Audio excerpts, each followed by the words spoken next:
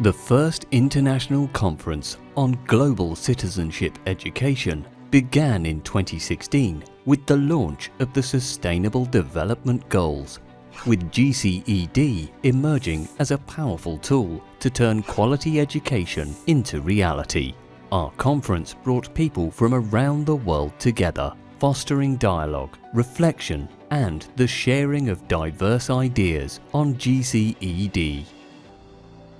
The following year, as the pursuit of GCED continued in a challenging environment, the voices of dedicated practitioners and leaders overcoming obstacles were heard and celebrated, inspiring new ways to bring GCED to life. In 2018, under the theme GCED in every corner of the world, we explored how GCED adapts to local, national, and regional contexts.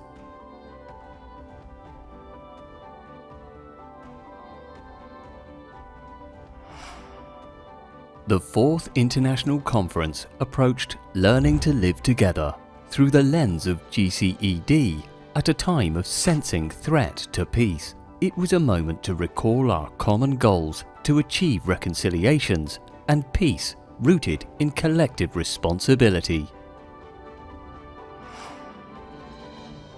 In 2020, though the COVID-19 pandemic unearthed and deepened injustices in our societies, the crisis brings us space to think what the new normal means and how to transform the present into a better future. What is transformative education? At the 6th International Conference, experts from GCED, ESD, Education for Health and Well-being came together to find the answer and to imagine the future we want. The contemporary digital revolution brings both risks and opportunities to our society. It was time to reflect on new directions for education in a complex society shaped by digital change. Conversation across diverse sectors has fostered innovative curricula and pedagogy through the multidimensional and interdisciplinary nature of GCED.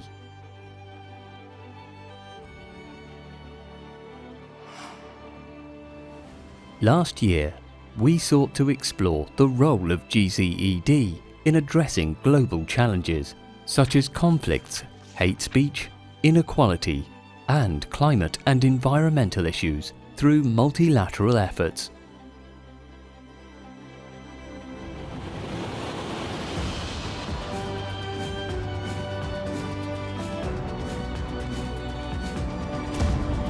Now, we arrive at the 10th chapter of our journey as a platform where voices from all sectors around the world come together. The IConGCED will find ways to cooperate for a sustainable and peaceful future. Thank you for being part of this remarkable 10-year journey. With IConGCED, we look forward to a brighter future in the next 10 years.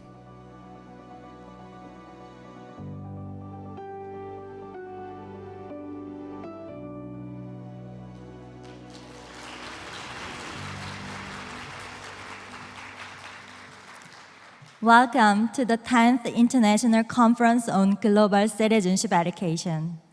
안녕하세요. 제10회 세계시민교육 국제회의에 참여해 주신 여러분을 진심으로 환영합니다. Good morning, everyone. It is such a great pleasure to see you all here. My name is Ji-Sun-mi from the Asia Pacific Center of Education for International Understanding under the auspices of UNESCO, also known as APSEU.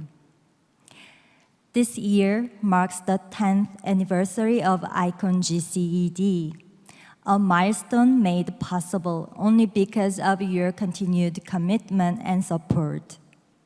Since its beginning in 2016, this conference has experienced many changes and challenges. When the pandemic forced us to suddenly shift entirely online, we were reminded of just how precious it is to gather together in person. And today, on this special occasion, I feel deeply grateful that we can celebrate this 10th conference face-to-face with all of you. What has never changed throughout these years is the value at the heart of this conference, the sharing of our collective actions and voices through this platform. You, educators, practitioners, policymakers, and scholars of GCED from all around the world are the true advocates of IConGCED. This conference has never been just about listening to speeches or lectures, but also creating a space where we can connect, communicate, and learn from one another. The spirit will continue to guide us this year as well. This 10th International Conference is co-organized by the Ministry of Education and the Ministry of Foreign Affairs of the Republic of Korea, together with APSEU, in partnership with UNESCO Mahatma Gandhi Institute of Education for Peace and Sustainable Development, and Chungnam National University BK214 Center for GCER. Under the theme, Democracy in Post-Truth Crisis, the role of GCED, we will reflect together on how GCED can help address the pressing challenges facing democracy in our time. Once again, welcome, and thank you for being part of this meaningful journey.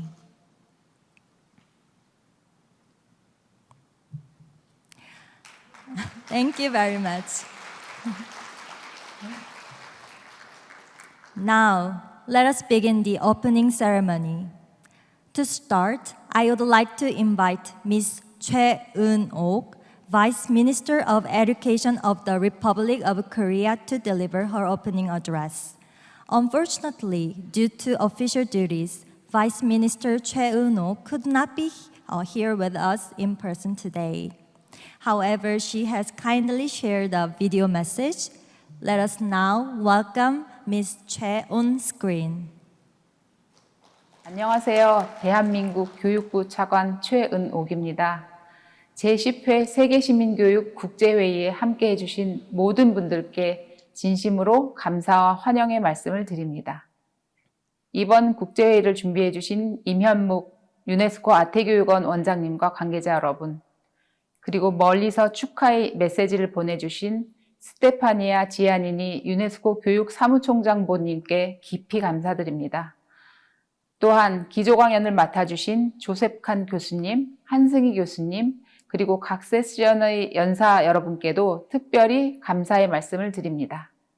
대한민국은 지난 2015년 세계교육포럼과 인천선언문을 계기로 평화, 인권, 문화 다양성 등 인류 보편의 가치를 확산하는 세계시민교육 의제를 적극 선도해 왔습니다. 특히 지난 5월 개최된 에이펙 교육장관회의에서도 세계시민교육 체험관을 운영하여 성과를 공유하였습니다. 올해 10주년을 맞이하는 이번 국제회의 주제는 탈진실 위기 속 세계시민교육과 민주주의입니다.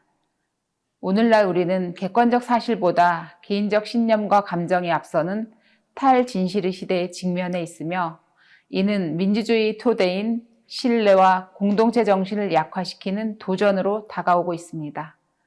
세계시민교육은 분열을 극복하고 신뢰를 회복하며 민주주의가 건강하게 작동하도록 이끄는 중요한 밑거름이 될 것입니다. 대한민국 교육부도 이러한 인식 아래 초중등학교 세계시민교육, 중앙선도교사 양성, 대학 내 세계시민교육 강좌 개설, 국제교육과정 개발 지원 등 다양한 노력을 기울여 왔습니다. 이번 국제회의가 각국의 세계시민교육 사례와 경험을 공유하고 상호 존중과 공감, 연대와 신뢰의 문화를 확산하는 소중한 계기가 되기를 기대합니다. 다시 한번 참석해주신 모든 분들께 감사드리며 이번 회의가 의미 있는 결실을 맺기를 기원합니다. 감사합니다. We sincerely thank Vice Minister Choi Eun-ok for her encouraging remarks. I would like to invite Ms. Seo Bin, Director General for Public Diplomacy and Cultural Affairs at the Ministry of Foreign Affairs of the Republic of Korea, to deliver her remarks. Please welcome Director General Seo Bin with a warm round of applause.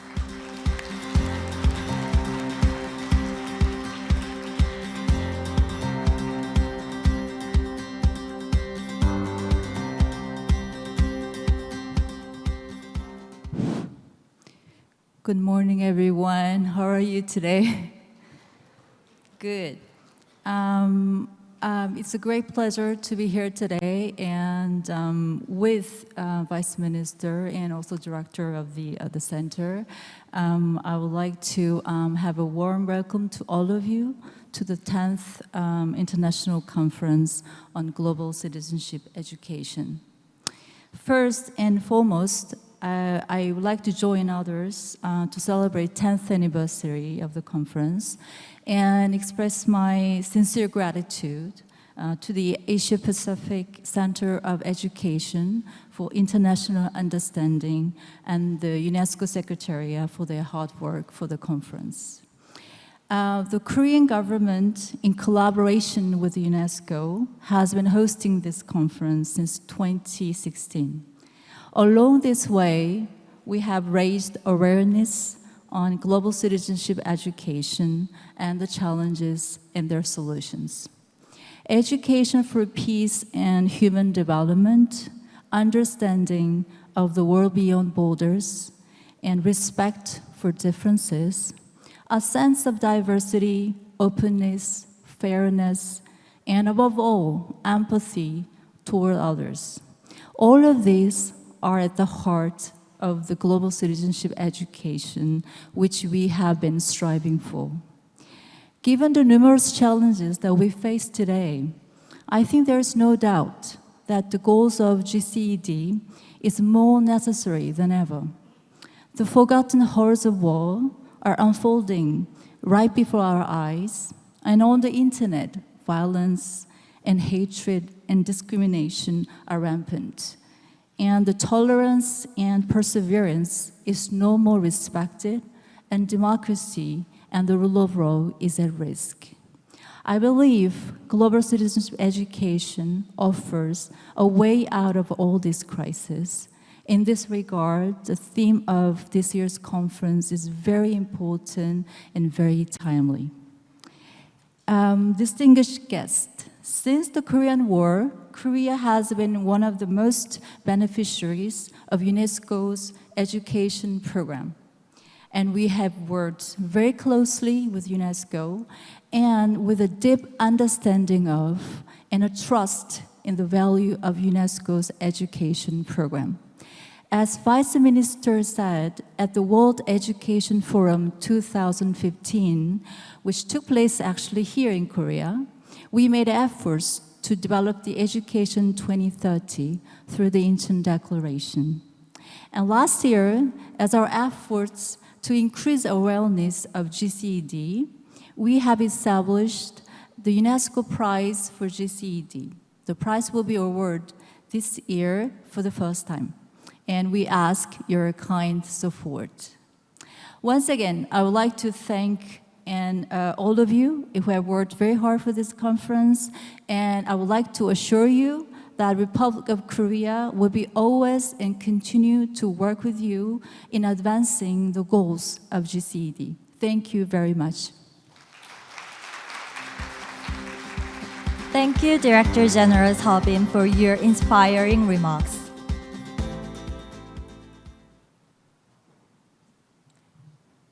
Next, I would like to invite Ms. Stefania Giannini, Assistant Director General for Education of UNESCO, to deliver her congratulatory remarks. Ms. Giannini has kindly sent us a video message all the way from Paris. Let us now watch your message on screen. Ladies and gentlemen, dear colleagues, dear friends, it's a great pleasure to join you through this message. And first of all, I wish to begin by thanking the government of the Republic of Korea and the Asia Pacific Center of Education for International Understanding for hosting this important conference. I commend your leadership in advancing UNESCO's vision of peaceful, inclusive, and sustainable societies. As we all know, over the years, APCU has become a trust partner in bridging global citizenship to life through dialogue, through capacity building, and teacher engagement. And the topic of this year's conference is both, let me say, timely and urgent at the same time. Around the world, as you all know, democracy is under growing pressure. According to a recent, this year, 2025 Varieties of Democracy report, there are now fewer democracies than autocracies in the world. And this is the first time in the last 20 years. Disinformation, polarization, and broadly speaking, declining trust in institutions are kind of eroding the foundation of civic life. And new technologies and social media have, on the other side, the power to amplify these trends. I have in mind the great journalist, Nobel Prize, Maria Ressa, and UNESCO, by the way, awarded, reminding us, without facts, you cannot have truth. Without truth, you cannot have trust. And without trust, democracy cannot survive at all. And this is why GCD is so essential today. It empowers learners, as you all know, to question information, to engage with empathy, and take actively part in civic life. It helps build solidarity, it helps build a sense of respect for any different dimension of human coexistence, human rights, and also culture of peace. As we all know, we now have a very recent, renewed, important normative instrument, the UNESCO 2023 recommendation on education for peace, human rights, and sustainable development, which actually offers a global framework to help countries transform, reshape teaching and learning across policies and classrooms. And now entering its implementation phase, it really highlights competencies like empathy, critical thinking, socio-emotional learning, together with digital literacy, of course, as foundations for democratic participation and peaceful coexistence. And this is the ground we need, the foundation we need to prepare learners for the future. And I let you really discuss and build once again on this 10th anniversary of this conference, a better future with us. Thank you so much. Thank you very much for your warm message. Last but not least, I would like to invite Mr. Im Hyun-mook, Director of APCEU, to the stage to deliver his welcoming remarks. Please join me in giving him a big round of applause.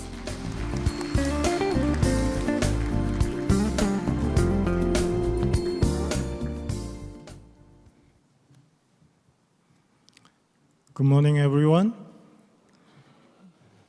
Dr. Ovijopo Aginam, Director of UNESCO Mahatma Gandhi Institute of Education for Peace and Sustainable Development.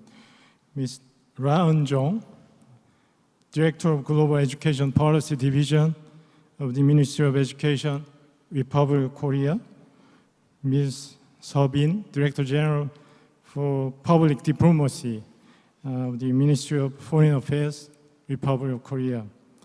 Our keynote speakers, Professor Joseph Kahn and Professor Han Sung-hee, and speakers, panelists, moderators, facilitators, and participants. Welcome to the 10th International Conference on Global Citizenship Education, and thank you all for your participation. First, I want to thank the two co-organizers, Ministry of Education and the Ministry of Foreign Affairs, for their continued collaboration. Over the last 10 years, Ministry of Education and Ministry of Foreign Affairs have co-organized this conference every year, together with APSEU. I take this opportunity to appreciate their unwavering collaboration. Likewise, UNESCO has been the partner for the conference since 10 years ago. I thank UNESCO, especially Assistant Director General for Education, Stefania Giannini, and her colleagues in Paris for the unfailing partnership and contributions. This year, UNESCO Mahatma Gandhi Institute and UNESCO Beijing have made special contributions, and I appreciate their contributions. Thank you, Director Obi, and thank you, Dr. Choi, for your contributions. Chungnam National University has been the partner with us for the conference. Thank you.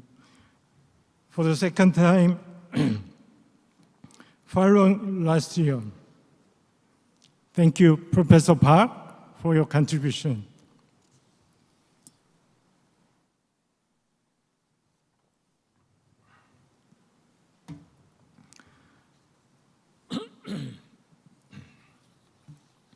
Along with the co-organizers and partners, those educators, policymakers, researchers, civil society actors, and youth leaders who have participated in the conference for the past 10 years are the key contributors for the continuation of this conference and its positioning as a major international forum for discussing and exchanging GCED theory and practice.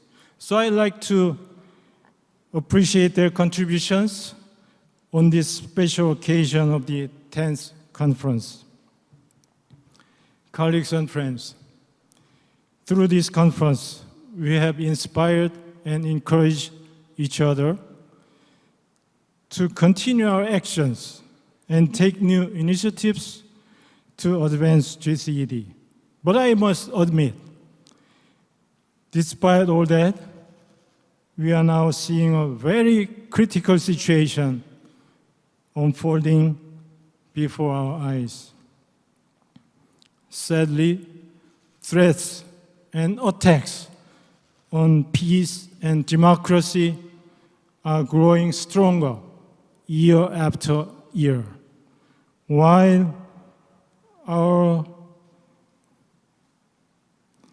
political, socio-economic, and ideological basis for peace and democracy is being eroded little by little, bit by bit. I fear that we might end up sinking again into a dark time when destructive and violent forces prevail over dialogue and coexistence. But let us not despair. Let us not give up on our belief in the democratic principles of human dignity, equality, and mutual respect. Let us not ignore the great power of education. Let us continue inspiring and encouraging each other. Let us reinforce the role of GCED in defending peace and democracy from attacks of warmongering, aggressive nationalism, fascism, and other forms of extremism. Let us do something. We should do as educators, policymakers, researchers, civil society practitioners, and youth actors. I trust that we will all together do something. Thank you so much. Thank you. Thank you very much, Director Lim, for your welcoming remarks. Through your welcoming remarks, I believe we've gained a clear understanding of the importance and objectives of this conference. This is the end of the opening ceremony. Now, we begin the first segment of the conference. It is my great honor to introduce our first keynote speaker, Professor Joseph Kahn. And Professor Kahn is the Dutton Presidential Professor for Education Policy and Politics at the University of California, Riverside, and co-director of the Civic Engagement Research Group. His research explores how schools can foster democratic engagement, including recent studies on initiatives such as connecting classrooms to Congress and the Educating for American Democracy Roadmap. Now, Professor Kahn will deliver a keynote speech entitled Educators as Partisans for Democracy, a vital agenda in a hyper-partisan age. Please join me in welcoming Professor Joseph Kahn with a warm round of applause.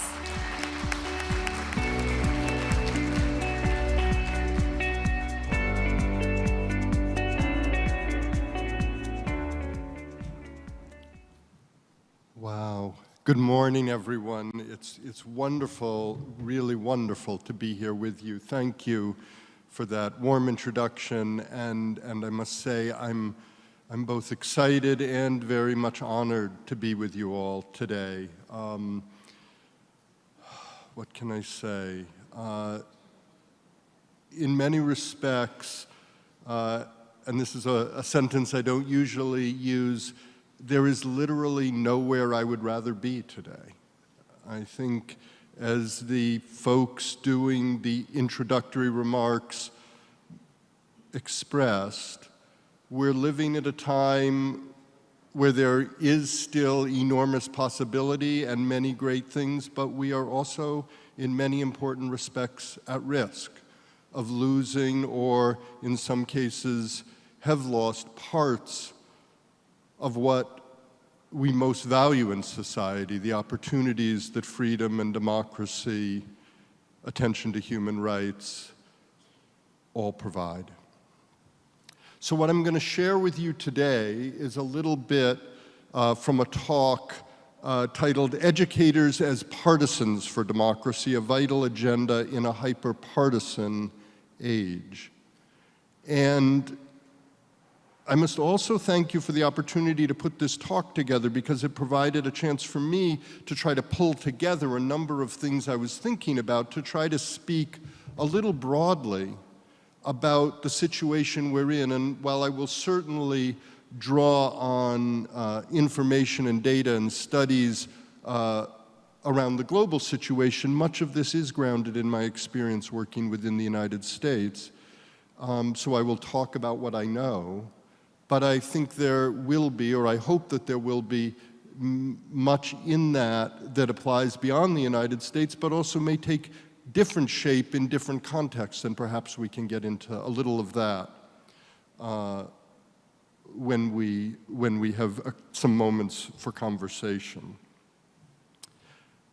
So let me go first to this slide. It's a picture of Benjamin Franklin, who as some of you may know, is a very important figure in the history of the United States.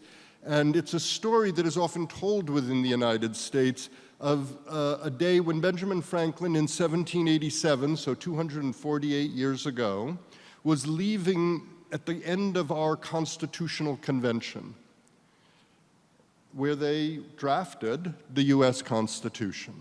And leaving that meeting, he was approached by the wife of the mayor of Philadelphia. The meeting was in Philadelphia, Pennsylvania. And she said, Dr. Franklin, what sort of government have you given us in this Constitution? And Franklin responded, a republic, madam, if you can keep it.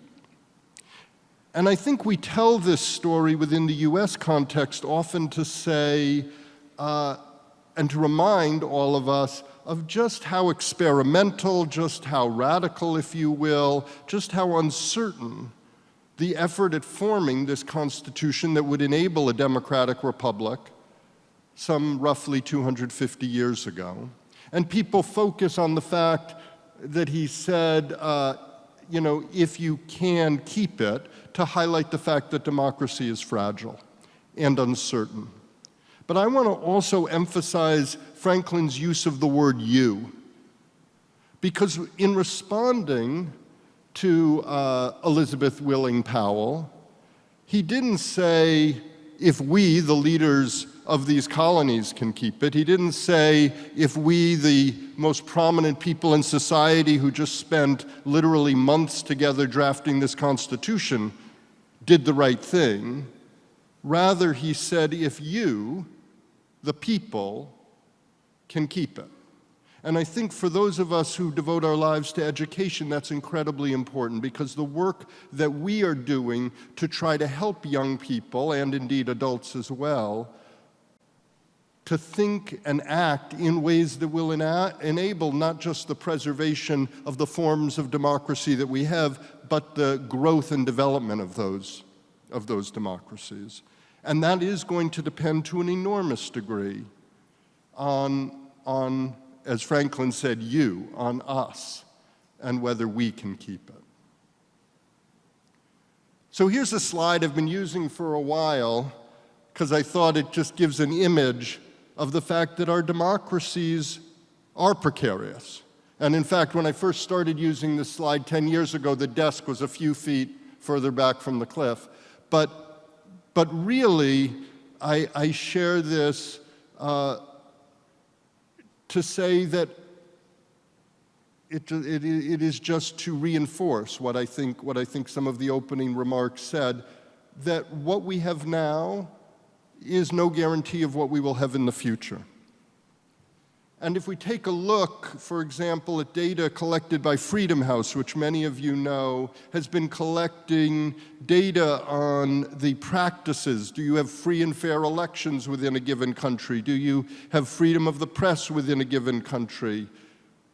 Is the rule of law maintained? They've been collecting these data for decades, but in the last 19 years, more countries have lowered the score that they got than have raised the score that they got.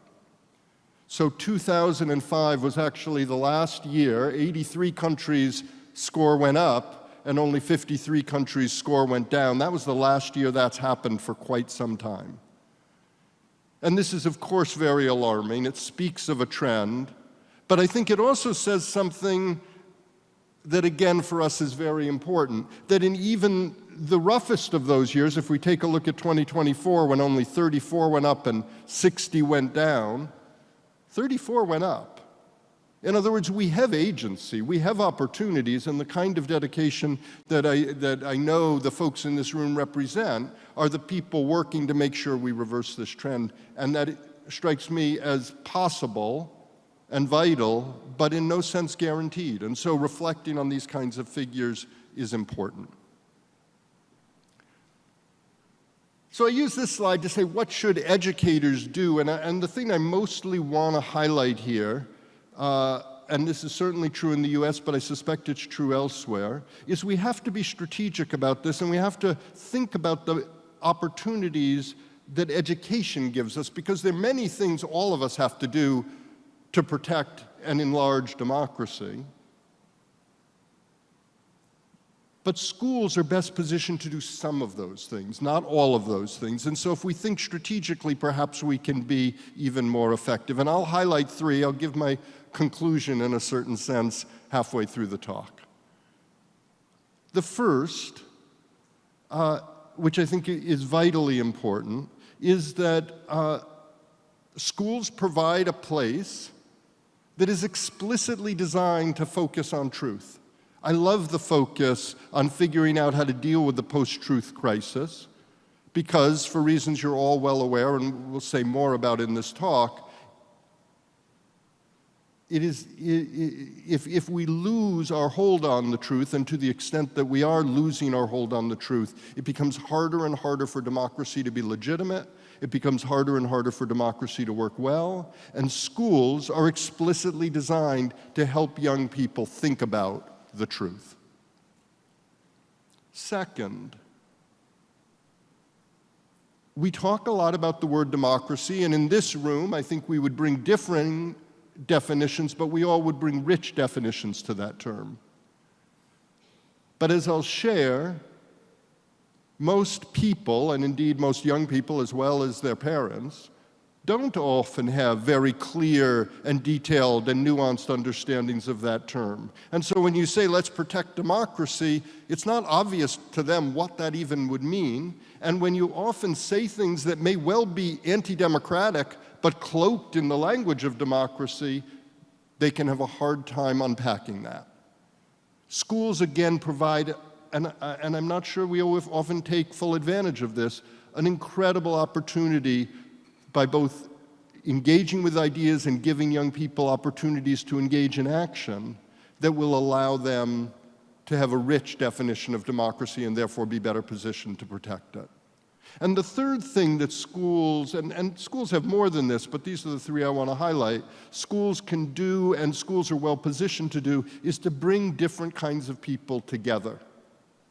And the reality in our societies is that if we don't take advantage of those places where that happens, and we don't just bring them together, we bring them together with a facilitator, right, with teachers. So we are very well positioned, if we use our time with young people well, to provide a space for those young people to learn how to engage across difference, to learn how to understand and respect the fact that people come to differing understandings. And of course, if people didn't come to differing understandings, we wouldn't need democratic processes at all. We would just know what was true, everyone would agree, and we'd march forward. But the reality is we are different. And so we need to learn how to negotiate that, and classrooms provide a great space for that. Okay, I'm going to move a little quickly through some of the data, as you will, if you will, but here are two key problems, and they interact. There's an insufficient commitment to democracy, and there's often an insufficient understanding of democracy. And it's not that people are against democracy necessarily, but they may be more for other things. In other words, if you're worried about losing your job, an abstract idea about protecting somebody else's speech rights may seem much less important. And so we see, for example, and this is again data from across the world, the number of people who say that they wish we had a strong leader who does not have to bother with elections has been increasing. And I've highlighted South Korea and the US. In both cases, those have been increasing. And you'll see they aren't increasing everywhere over this time period, but they are increasing in many, many countries. So this again speaks to the concern. What I'll argue we need to counteract some of those dynamics is what Danielle Allen refers to as a supermajority for democracy. So what is a supermajority for democracy? In many respects, I think that should be our North Star, our goal.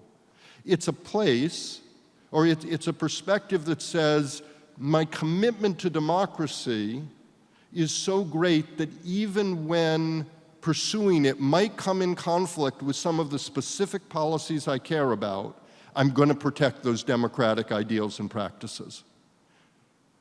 And that's tough. That's especially tough in a hyperpartisan age.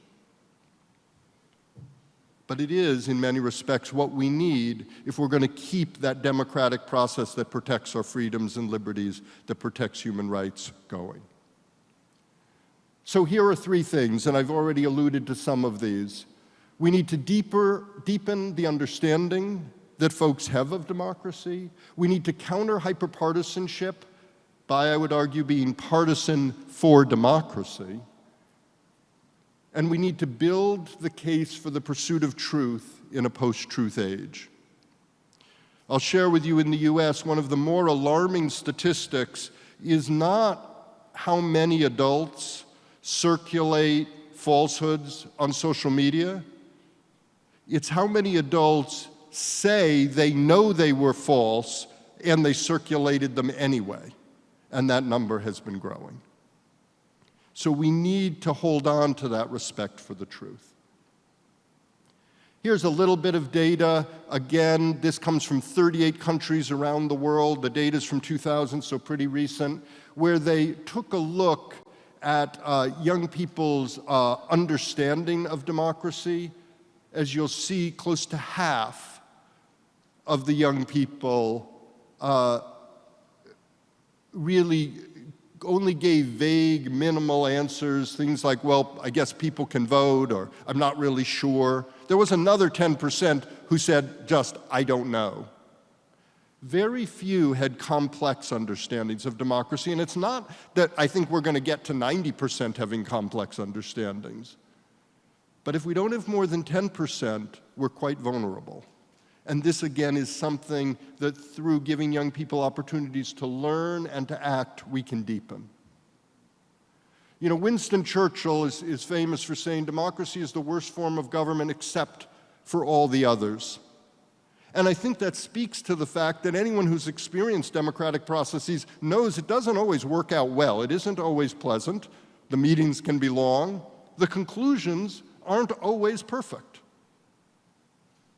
And so part of the problem, I think, is that we sometimes say, oh, democracy is so glorious.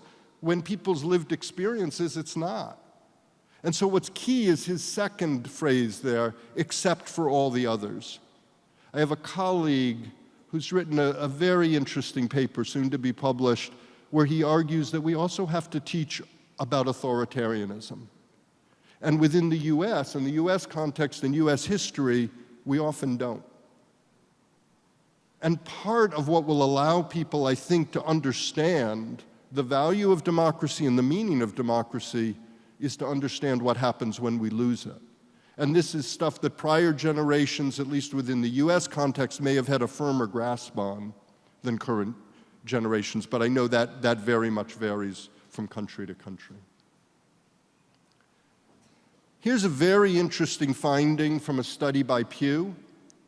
They found, and this is just looking at two countries, at Australia and at the UK, and what it shows is that those young people who have a rich understanding of democracy are far less likely to support military rule than those who, when asked, have a minimal understanding.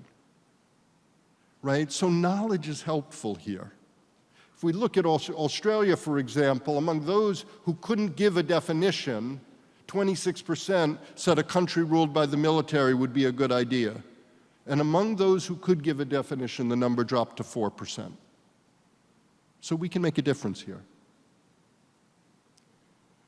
Okay, a little bit about partisanship. This is just some recent data. This is from the Republic of Korea, and you'll see the percentage of people saying that there are important party differences has grown dramatically in recent history.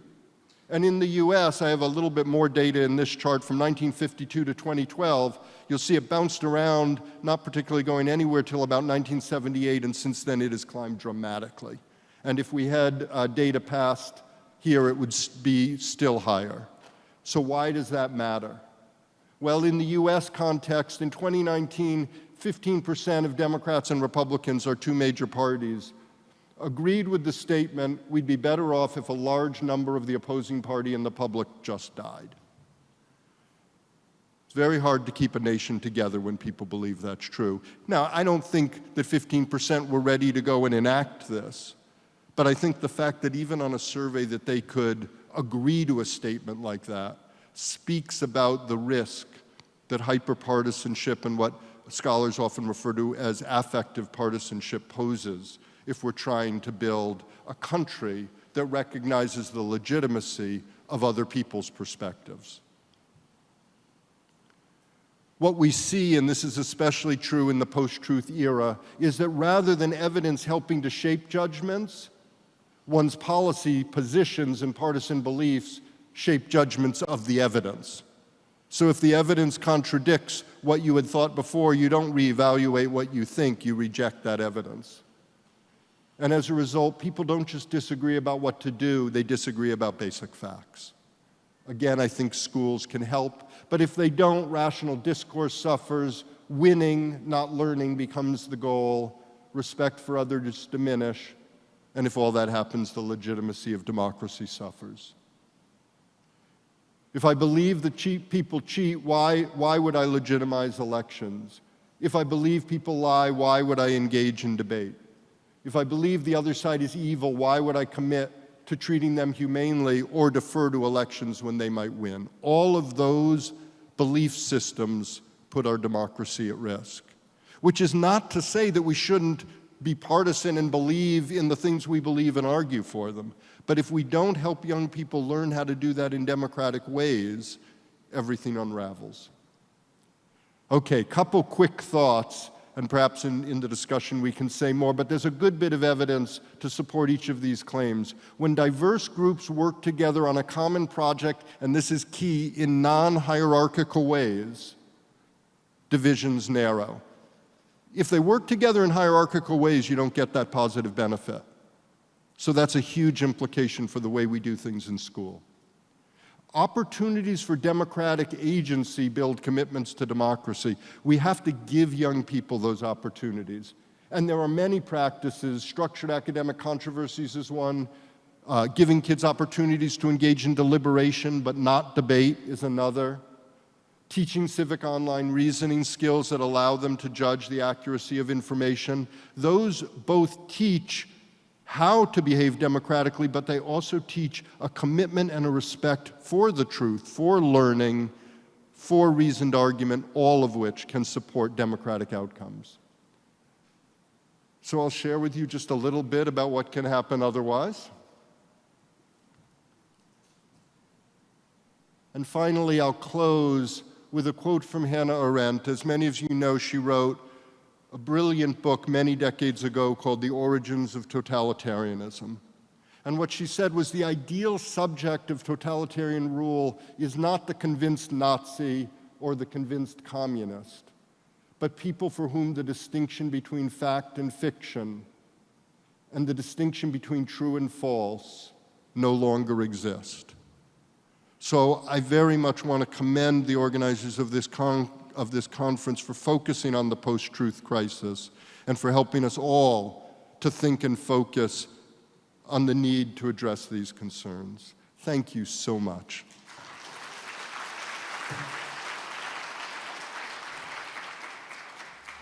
And now I believe we have a few minutes. If people have any questions or comments, that would be wonderful.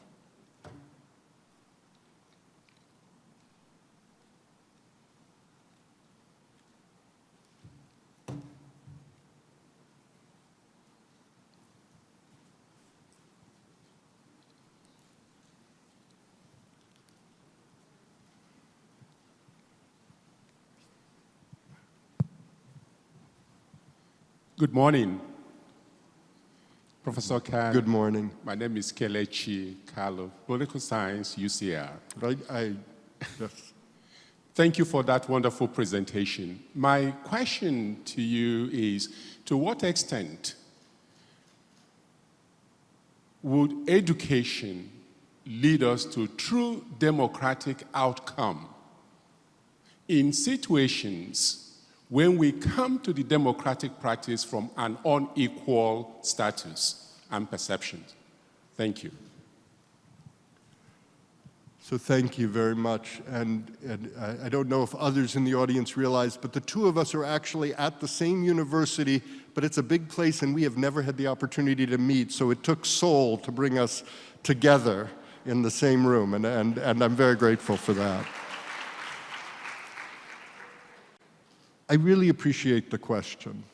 And I think part of what it underscores is that we shouldn't imply that victory is going to be easy or straightforward, or even that it will be obvious whether we're moving forward or backwards in certain situations. There will be situations where the interactions may have pros as well as cons. And if, as you say, we're starting in unequal situations within the classroom, I think this is a place where the teacher as facilitator is of vital importance. I'll share a story from Fresno, California. It's a community relatively poor within the United States, relatively rural, a farming area, part of the state. And a colleague of mine was running an event, facilitating an experience for the students in the classroom that focused on giving them opportunities for the kind of democratic agency we've talked about. The goal was for the group to come up with and focus on a problem or an issue in their community that they cared about, and then they would learn about it, and then they would act. And then they would reflect on how those actions went. So it was a multi-week process, and they began the conversation. And as the classroom of students, and an interesting thing about Fresno is while the bulk of students are relatively low income, because it's a rural area, you have also some relatively well-off students, the students, frankly, whose parents are professionals or who own the land that the other people's families farm on, work on, who are all in the same room together. So it creates an opportunity, but not necessarily an opportunity where all things go well. But in this facilitated conversation, two issues arose as the ones that students were primarily interested. One was the question of police violence. So there are a lot of instances in these communities, both around immigration status, but also around other issues, where students talk not only about their own interactions with the police, but even perhaps more painfully about the interactions that their parents or their grandparents had, being pulled over and dealt with very inappropriately by the police, and they said, we need to do something about police violence. And another big issue in the community, and it's a big issue throughout the United States, is student mental health. And unfortunately, tragically, many of the students could talk about their own or people they knew very serious struggles with mental health, which has gotten worse since the pandemic. And so as the class went around, they had this conversation, and to your point, I think absent good facilitation, it might not have gone so well. As it turned out, the vast bulk of the students, I think there were 22 in the class, 19 of them ultimately said we as a group should focus on student mental health. And 3, others had initially said it was important, but they moved to the student mental health thing, I think, after hearing some of the stories from the other kids, said, well, for us still, we would vote to focus on police violence. So they listened to everybody. The teacher said, so we're going to focus for the next few weeks on student mental health. And the class was about to end. And one of the students, interestingly, one of the better off students, or from a family that was better off in the classroom, who had wanted to do student mental health, called out and said, wait, can we have another minute? And what he then said was, I'm glad we're going to focus on this, but your issues matter also. So we have to focus on that next. I don't think that always happens, but I think when it does, it highlights the possibility of people really listening to one another and valuing things that aren't their primary value or their primary concern. And that kind of community, a teacher that can build that kind of community, because I think all kids will respond with the correct facilitation. I think that's the thing we need to do when we can to deal with the kind of very tough issues you're talking about, which are the potentially very large inequalities that exist in any social context. Yes? Well, thank you very much, Professor Joseph Khan. I have questions about when we talk about educators as partisans for democracy. Can we say that parents as an educator, and then can we say that the parents or the family as the partisans? Because we know that the first 5 years, children will have the education from the house. And then if it's yes, how far the role of the family or parents to support this democracy or literacy in the family members? Thank you. Thank you for raising this. All the evidence indicates that the number one influence on how young people think and what they know about democracy and the degree to which they're active are the ways in which their parents do or don't engage with young people along these issues. Kids from political families are far more political than kids who aren't. Kids whose parents volunteer and are active in civil society are far more likely to volunteer and be active in civil society because of that. So I think we have to pay attention to parents. I do think it's important to say that we can't rely solely on that because, of course, you don't choose your parents. And your parents may be wonderful even if they don't have those particular kinds of knowledge or backgrounds or orientation. And so we need to provide other opportunities. But there's no doubt that we need to pay attention to parents. And I'll share another very interesting finding from research, which I think speaks to this as well. When you do lessons with elementary school students about, for example, upcoming elections, if you make one of the assignments to talk with and interview your parents about elections or the current election, studies show it increases the likelihood that the parents will vote. So the learning can move in two directions there. And I think that's quite exciting and promising as well. Thank you.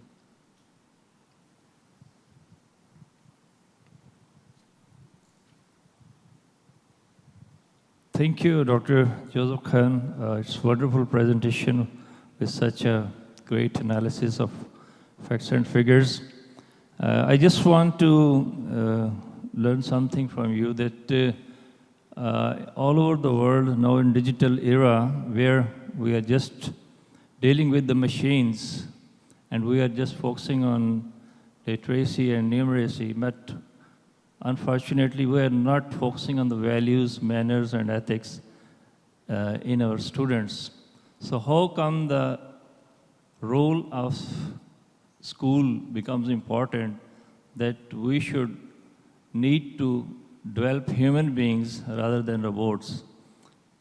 Because I think now the character building has been ignored and more facts and knowledge is just being delivered.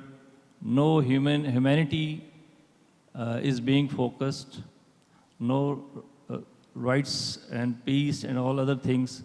But I think the role of GCED is very important in this, that if we focus on early grades and develop the habits of these truths and values and all these other things.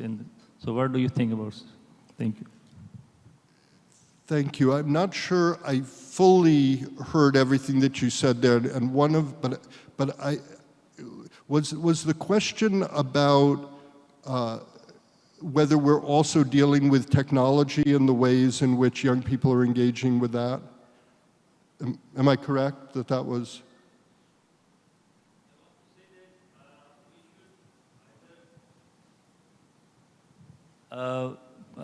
Because in current education systems, we are just ignoring the values and ethics that are the basis for this post-truth crisis. Gotcha. Okay? Yes, so I think, that was a piece of why I put up the little cartoon about the two wolves and the sheep and the cow. That if you don't have a sense of the values and the ethics, the mechanisms of democracy don't solve the problem for you. People can use the tools, and we see them use the tools and the processes of democratic institutions in problematic ways. And so I do think that part of what democracy provides us are contexts in which people can reflect on those things, and that teachers must help young people and educators and parents to reflect on those things, because there's no guarantee that the opportunity for everyone to have a voice will lead to positive outcomes. So I appreciate you raising the centrality of ethics and of thinking ethically about all these issues. Thank you, everyone. Thank you, Professor Khan. Please give him a big hand. Thank you for your speech. And you have reminded us that in an age of growing affective partisanship, educators must stand as partisans for democracy by preparing young people to live engaged, thoughtful, and human democratic lives. Without further ado, I would like to invite our next keynote speaker, Professor Han Sung-hee. He is a professor of education and lifelong learning in the Department of Education at Seoul National University. His research spans popular and critical adult education, learning societies and ecosystems, and global citizenship education. Then, Professor Han Sung-hee will deliver a keynote speech entitled Democracy in Action, People's Power and Learning Amid Political Upheavals. Please welcome Professor Han with a big round of applause.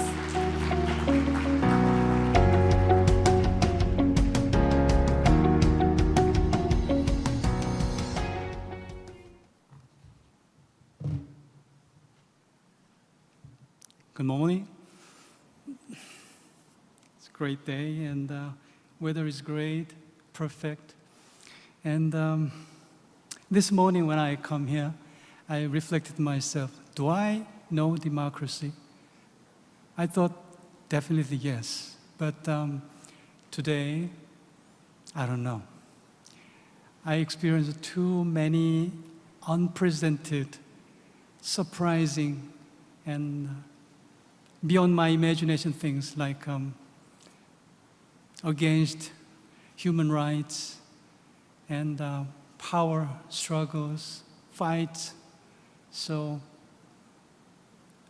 actually, I'm simply saying that I don't know the democracy. And today's my presentation is just sharing my agony or anger, some despairs, so that it is not knowledge, okay? It is not about knowledge, but try to share my sentiment with you. Okay, democracy is alive, I believe. Democracy is more than just a system of rules which is written in our constitutions. It is not a machine that runs automatically. It always in the making, always learning, always reshaping itself. This unfinished process is not a weakness, but it's a vitality. Korean democracy shows this truth to us. It has never been fixed or complete. Has been a long struggle, an experience which is carried forward step by step and generation by generations through the crisis and hardship, through remembering and reflections. Our democracy has been grown up. Every moment has been part of its collective learning. On a global scale, we all know that World Democracy Report present clear experiences and evidences of kind of authoritarianism creeping over the last 25 years. Worldwide, the overall levels of democracy is retreating like a bell curve, and the number of countries classified as democratic is falling down to level like 1996. Recently, the world is watching the amazing story of resilience of Korean democracy. On December 3rd, the president declared the martial law, even though the nation was not in a state of emergency. The president accused opposite lawmakers as anti-state forces. It was unconstitutional, unjust, and unlawful. The military forces moved immediately and they tried to drag out the lawmakers inside. As soon as martial law has been declared, lawmakers tried to rush to the National Assembly. Because police already sealed the gates, many lawmakers had no choice but to climb over the walls to get inside. Even old men, like a Speaker of the Assembly, had to do this way. Citizens and supporters blocked the military forces, shouting loudly, "Shame on you! Shame on you!" Hundreds of people formed human shield or human chain around the main chamber. They collided with the soldiers, they shouted, they pushed it back. They refused to let the troops get in. To pass the resolutions to lift the martial law, at least 150 members had to be present. Now, the question was, how quickly could enough lawmakers arrive? On December 4th, the next day early morning, 1 o'clock, National Assembly unanimously passed a resolution demanding the end of the martial laws. And again, on December 14th, the next second impeachment resolution was passed, and the article has been immediately sent to the Constitutional Court. In fact, these moments were very fragile, countless fragile moments. If the special forces arrived just 30 minutes earlier, if the citizens have reached the assembly a little too late, if the police had sealed the gate more tightly, or if the assembly has faltered and delayed the vote. Following the impeachment, an arrest warrant was issued and long-standing, and he was taken into custody. Finally, 123 days after the incident, on the morning of April 4, 11 o'clock, the Justice of Constitutional Court began reading the decision, and the momentary silence fell across the courtrooms. Order! The respondent, President Yoon Suk-yeol, is removed from office. The Constitutional Court also said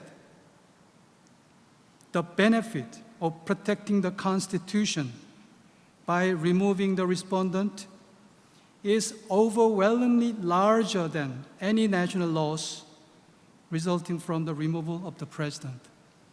It was unanimous, all justices in agreement, but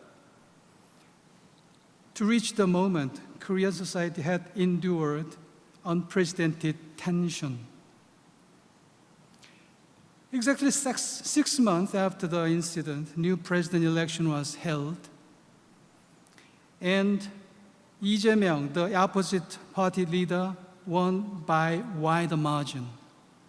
But it was not the end of story. It was not any happy ending stories. Rather, it was a beginning of the sad stories, because the ghost of Yoon is still haunting, and the nation has been divided into two. Korea remained deeply divided, scarred across the regions by age groups and gender lines. To retrospect, somebody said it was like a march of madness or the fringe of zombies. In the post-truth society, people no longer ask whether something is true or false. They simply spout whatever comes to mind. They have become political zombies and slaves to confirmation biases. Well, because the Constitution rests on the abstract principles. It is an abstract principle, so that it is vulnerable to kind of a misinterpretation. But the martial law was totally different case. It was like one unconstitutional act piled on top of another unconstitutional act. Nobel Prize winner Han Gang once asked, "Can the past help the present? Can the dead save the living?" I guess the answer was yes. It was Spirit and Constitution of 1987 and the blood at the time and the wisdom they learned from the history that came to help and saved us. The history helped the strength to end the martial law without spilling any single blood. Okay, what if? Perhaps all of this was a test to test the democratic competence of our nation and people. I believe it was. For when democracy was threatened, the full body of our collective strength was set in motion. The people, ideas, institutions, their habits, relations, experiences, resources, even their technology. We call it democracy as a system, or democracy as a network, or I would say democracy as an assemblage. Once Professor Kim Sun-ok contributed a beautiful paper to Sangseng, the Bulletin of Apseyo. He insisted that the democracy of Korea was a long revolution. It was a long revolution. I will not read the quotes, but what I'm saying is that the long history has been internalized into the people and the systems and applied practically. And it was a continuous learning. Yes, it was a continuous learning.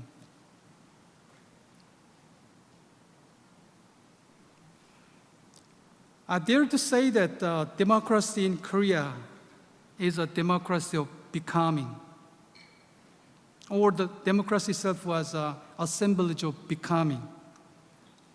Actually, assemblage is a notion introduced by a French philosopher, Gilles Deleuze, which is inherited by contemporary social scientists to overcome anthropocentrism and to adopt social material approaches in ontological stances. Especially the Bruno Latour's fabulous book, Reassembling the Social, redefines the social not as a fixed structure, but as ever-forming network for human and non-human beings. Democracy as an assemblage is not built solely on humans and their ideas. Rather, it refers to entity of social material systems, history and lessons. The assemblage of democracy begins with the public squares. Somebody said, citizens paradoxically witnessed moments of solidarity and hope in the public square gatherings.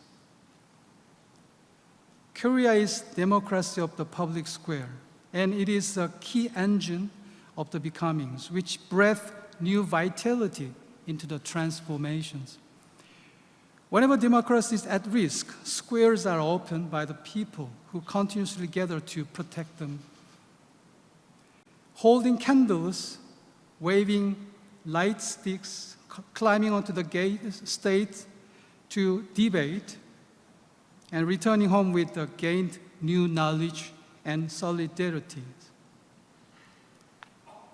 Despite the harsh winter, this winter was really harsh, and people shared hot coffee and foil blankets and filled the square with warmth and companionship. The scene all was living textbooks. Square became our classrooms.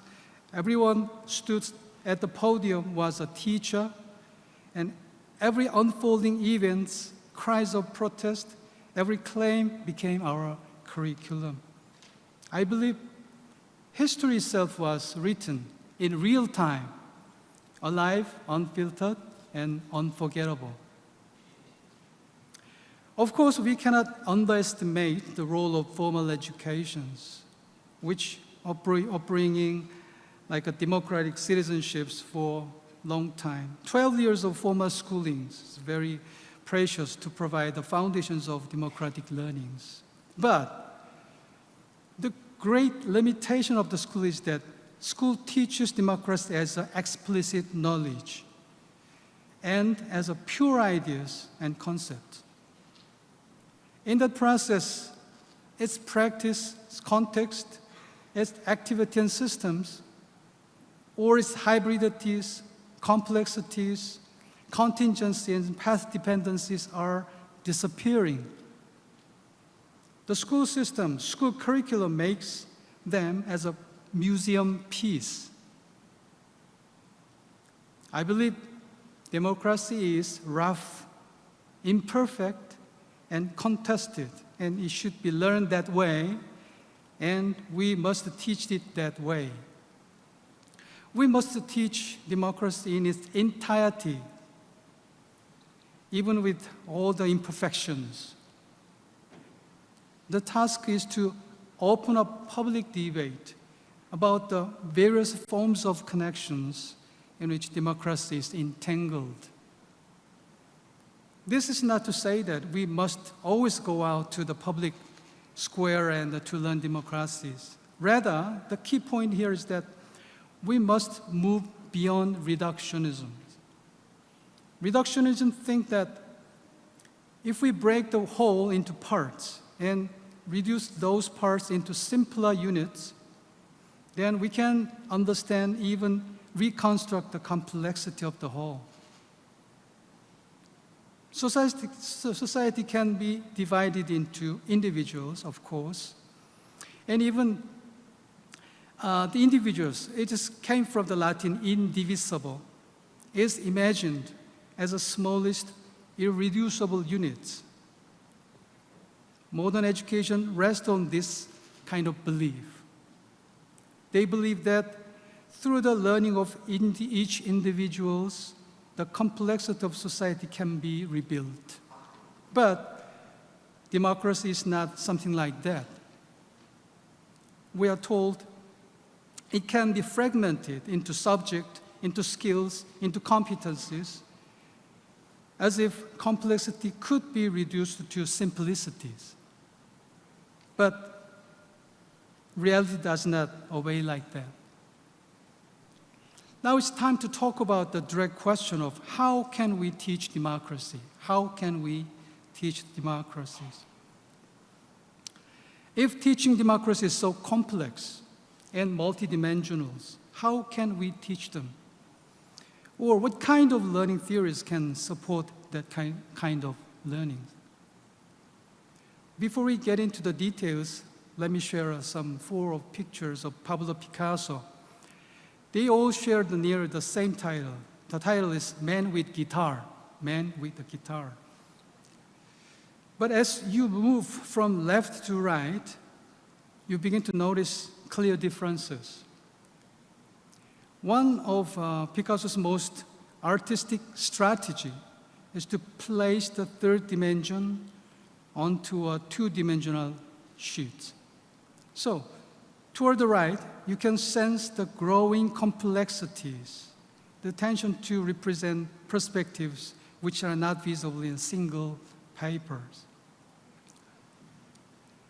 In a recent special issue of the International Journal of Lifelong Education, the editors categorized 4 different kinds of learning theories.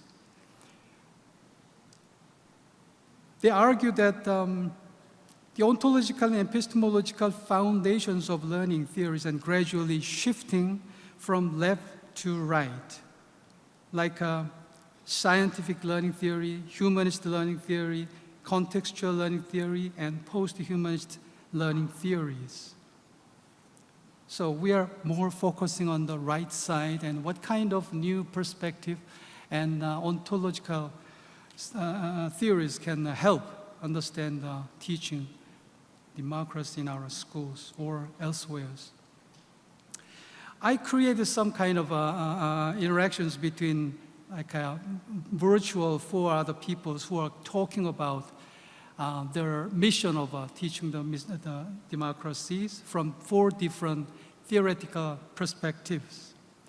Let's say, suppose one student approaching you, okay? Students approaching you and ask you, hey teacher, did you teach us well enough to make us good citizens? How did you teach us? How?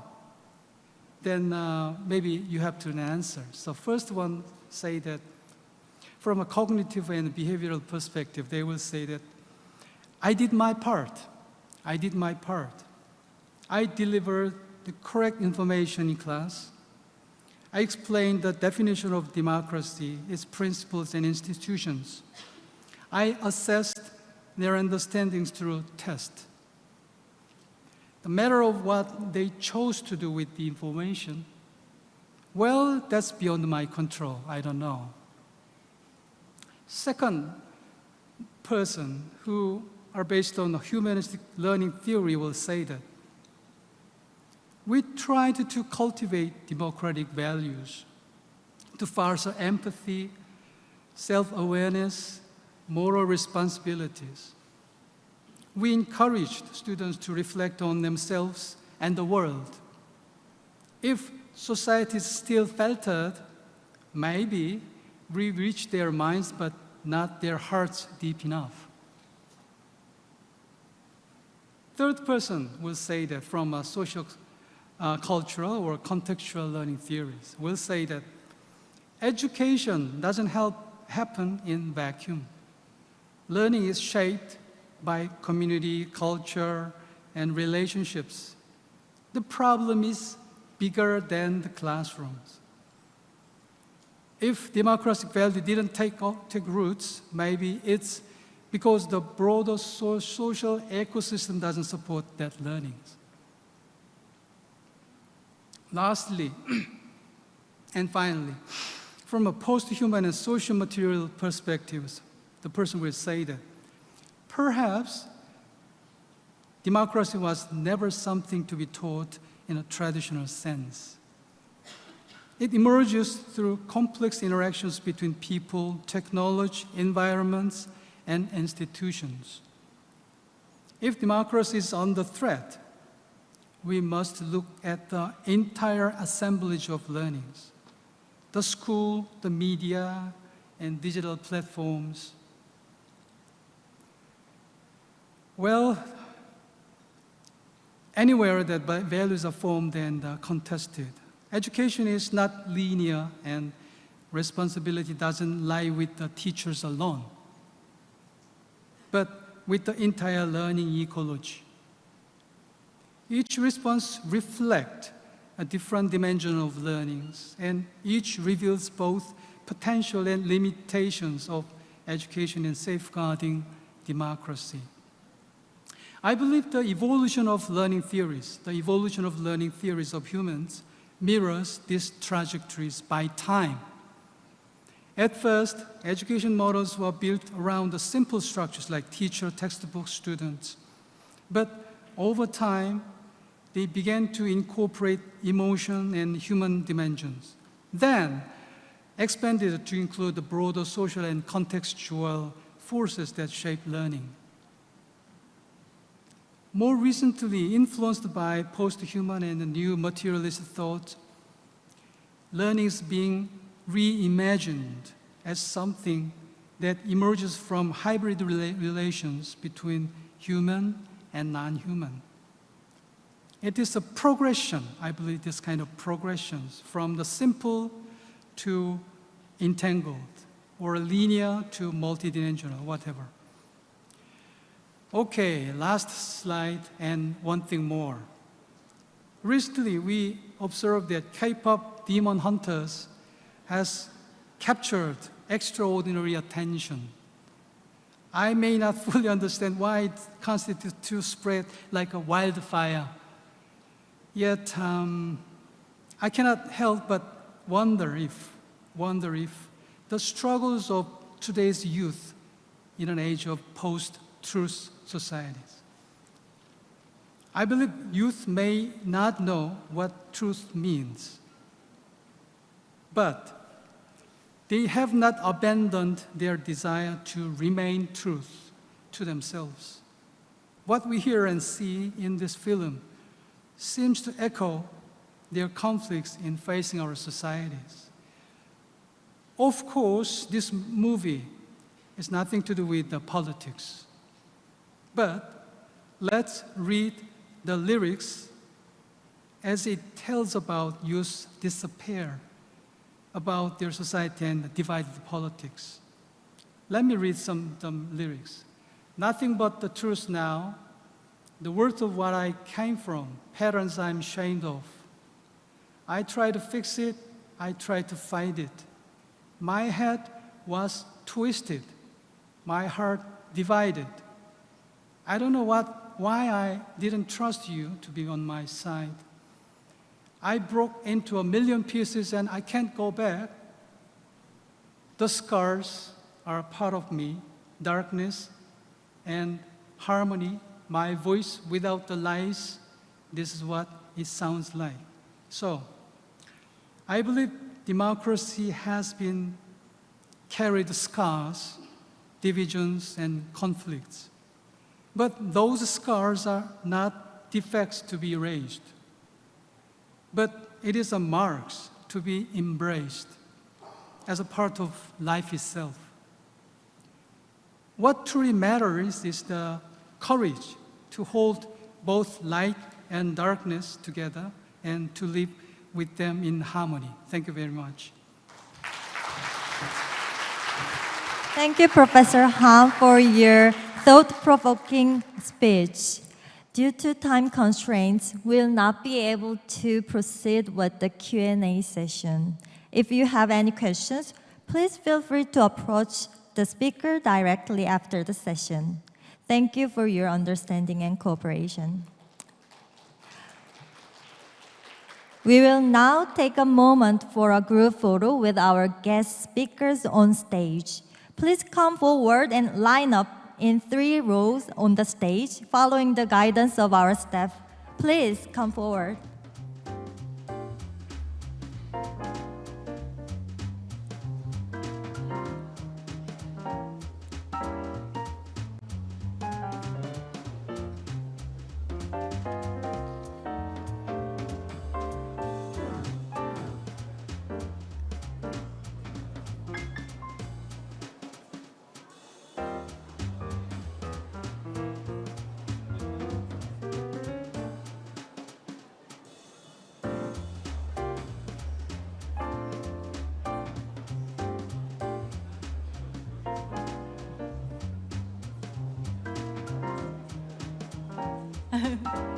Yes, please. We are going to stand up in 3 rows.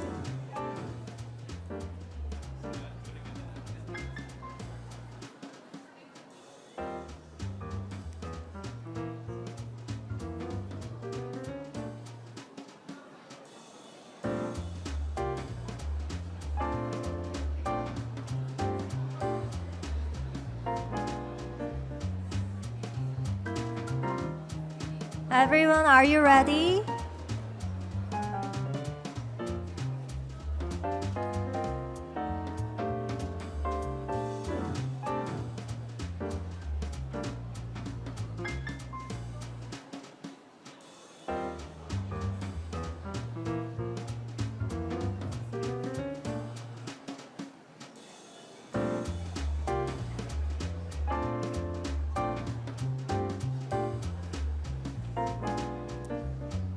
Can I kindly ask you to move a little closer together? Everyone, please look at the photographer in front of you.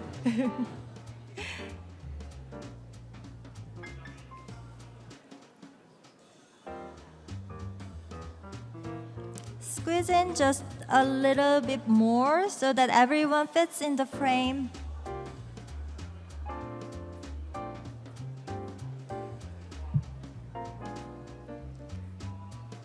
3, 2, 1. Yeah, one more. 3, 2, 1. And now let's wave our hands together for one more shot. Please wave your hands. 3, 2, 1. Perfect. Thank you. Thank you very much for your cooperation. Everyone, thank you for your participation. We are running a little behind schedule, so we will have a very short coffee break. Plenary session 1 will begin in around 10 minutes, which is 11:15. Please return to your seats promptly so that we can start on time. Thank you for your cooperation.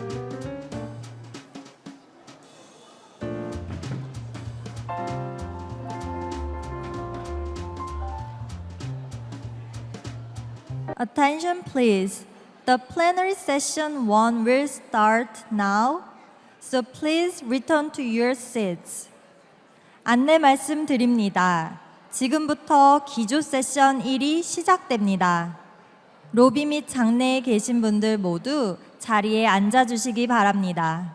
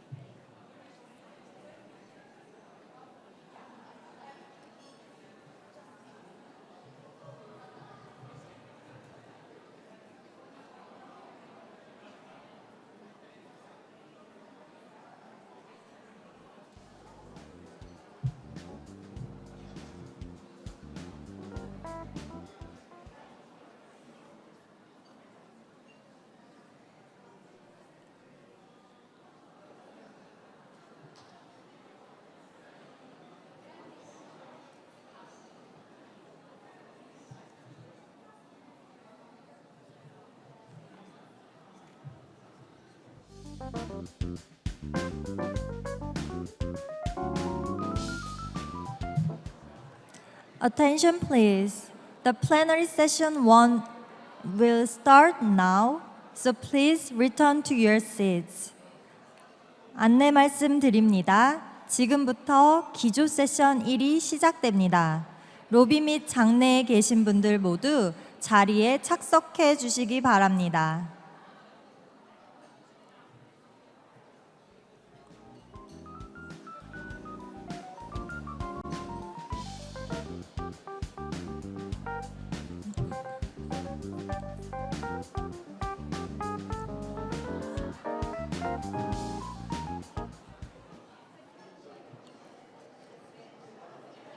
Hello, everyone.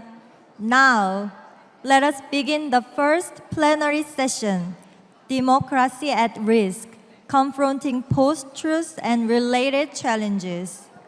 This session examines how the fragility of democracy is intertwined with pressing technological, migratory, political, social, and public health challenges. We will explore how the erosion of shared facts and civic trust undermines democratic values and institutions, and how education and policy dialogue can help rebuild shared realities and foster more resilient democracies. To lead this important discussion, I am pleased to invite the moderator of this session, Professor Jasmine B. Y. Shim from the National Institute of Education, Nanyang Technological University. Professor Shim, the floor is yours. Good morning.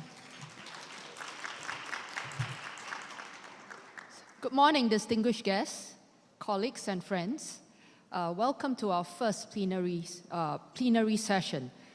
The title is Democracy at Risk, Confronting Post-Truth and Related Challenges. As mentioned, my name is Jasmine Sim from the National Institute of Education, Nanyang Technological University in Singapore. And I'm delighted to serve as your moderator for this very important conversation. The plenary team speaks directly to our times. Democracy rests not only on institutions, but on truth and on trust. So today, those foundations are under strain. But by confronting these challenges, we open the possibility to renew democracy. In this session, we invite 4 panelists, 4 speakers, to share the key risks they see to democracy and to consider how education, policy, dialogue, civic engagement might help us rebuild the informed and resilient democratic societies in our age of post-truth. So here is how we will proceed. First, our speakers will share their key points. I will then invite each speaker to respond to specific questions, followed by a broader discussion around cross-cutting practical themes. Finally, we'll open the floor, if time permits, for a few questions from the audience. Okay. I think we will delve very quickly into the 10 minutes presentation. Okay. We are fortunate to have with us 4 leading voices who will help us think deeply about democracy in a post-truth age. So let me introduce the 4 speakers. They are Professor Francis Collins from the University of Auckland, Professor Kelechi Kalu from the University of California, Riverside, Professor Kang Jong-han from Yonsei University, and Ms. Dia Banerjee from the World Health Organization. I have asked the speakers to consider very broadly the guiding question. In the context of the post-truth era, what do you see as the central theme or opportunity in your field of expertise? So each speaker will bring a unique perspective on the risk of democracy, the risk facing democracy, distinct in focus and yet interconnected. So each will have about 10 minutes to present your talking points, and then we'll go on to the discussion. Okay, so now let me first invite Professor Francis Collins, who will explore how migration politics and the dehumanization of migrants are deeply entwined with the crisis of democracy today. So over to you, Professor Collins. Well, good morning, and thank you very much, Jasmine, for the introduction today. Acknowledgements to my co-panelists here, and thank you to the organizers for the invitation to join this conference. It's really a privilege to be here. I've actually spent a little bit of time in South Korea over the last couple of decades, but I haven't been here for about 8 years, and so it's just such a pleasure to be back and to be back in this very diverse environment where we're bringing together different perspectives on global citizenship education. I'm a professor of sociology with also a background in geography, so I'd come at this talk and this panel not so much as an educationalist, but someone who brings critical theory and empirical work to understanding the issue of migration, both the politics of migration and the experiences of migrant lives. Today, what I want to do is talk about a few things that I think intersect with the key theme of this plenary and also of the conference as a whole. And really they boil down to a suggestion that migration, and in particular anti-migrant politics, really lie at the center of key dimensions of what's called the post-truth era, particularly in Western liberal democracies, by which of course I mean those in Europe itself, in North America, and in places like where I come from, New Zealand. Now, in naming that, I just want to acknowledge at the outset that there's a severe limitation to having that focus on those particular locations and democratic contexts. But it reflects partly my own expertise, but also reflects, I think, where some of the international literature on anti-migrant politics sits in relation to thinking about democracy. The second thing I want to suggest is that anti-migrant politics hinges on what we might call dehumanization. That is the process by which people are deemed to be less than human and the implications that has for the ways in which migrant lives are policed. And lastly, I want to place emphasis on the ways in which that dehumanization actually is rooted very much in the deep legacies of imperialism, colonialism, slavery and indenture that emerged since the late 15th century out of European expansion and have had implications globally, not just in Western liberal democracies. And I think that raises some difficult questions for how we think about the relationship between anti-migrant politics and the post-truth era, what's called the post-truth era, and democracy. So first, I think if you look on the slide here, you'll see an image that is only from a week ago, which I think really demonstrates the extent to which anti-migrant politics are at the centre of post-truth, what is described as the post-truth era crisis, the emphasis on misinformation and disinformation, and the rise of right-wing populism. This is an image from the United Kingdom of protests that are taking place outside what are called migrant hotels, places where asylum seekers, people who have crossed the English Channel, are being housed in actually quite rudimentary conditions and are being treated as criminals, i.e. they are criminalised in popular media, and you have uprisings of nationalist movements, such as the image that you see there, seeking to exclude and support deportation of those people and greater oppression of them.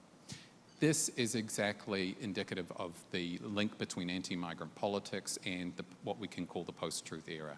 When we think of those populist leaders that have ridden the wave of post-truth politics, we think of Donald Trump, Marine Le Pen, Boris Johnson, Viktor Orban, and others in those contexts have all done that through an emphasis on anti-migrant politics, on demonising migrants and identifying migrants as the problem for politics and for society.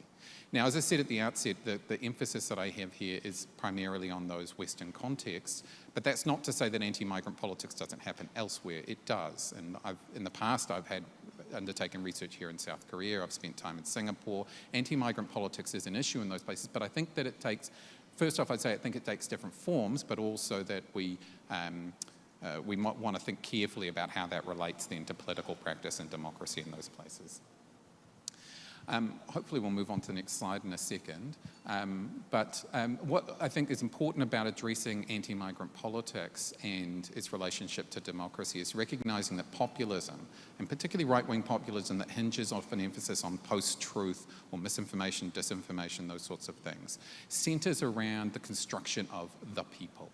The people as definitive of the populist cause, the populist leaders' cause, and of the kinds of movements that we've seen challenging democratic practice and re-emphasising authoritarianism within Western liberal democracies.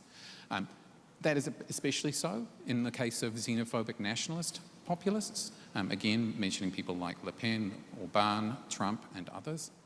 But there's another side also to populism, and that is the emphasis on the elite. The elite is corrupt, the elite as non-representative of the people, and the elite as self-interested. And it's here that the relationship with migration comes out in important ways. It comes out because we recognise that narratives around globalisation and the value of globalisation have often been challenged because they are seen to facilitate migration that undermines the people, or has been claimed to undermine the people, and is done through claims that migration is only about providing exploitable labour, rather than perhaps some of the wider things that we might talk about in relation to migration. Could we go to the next slide, please?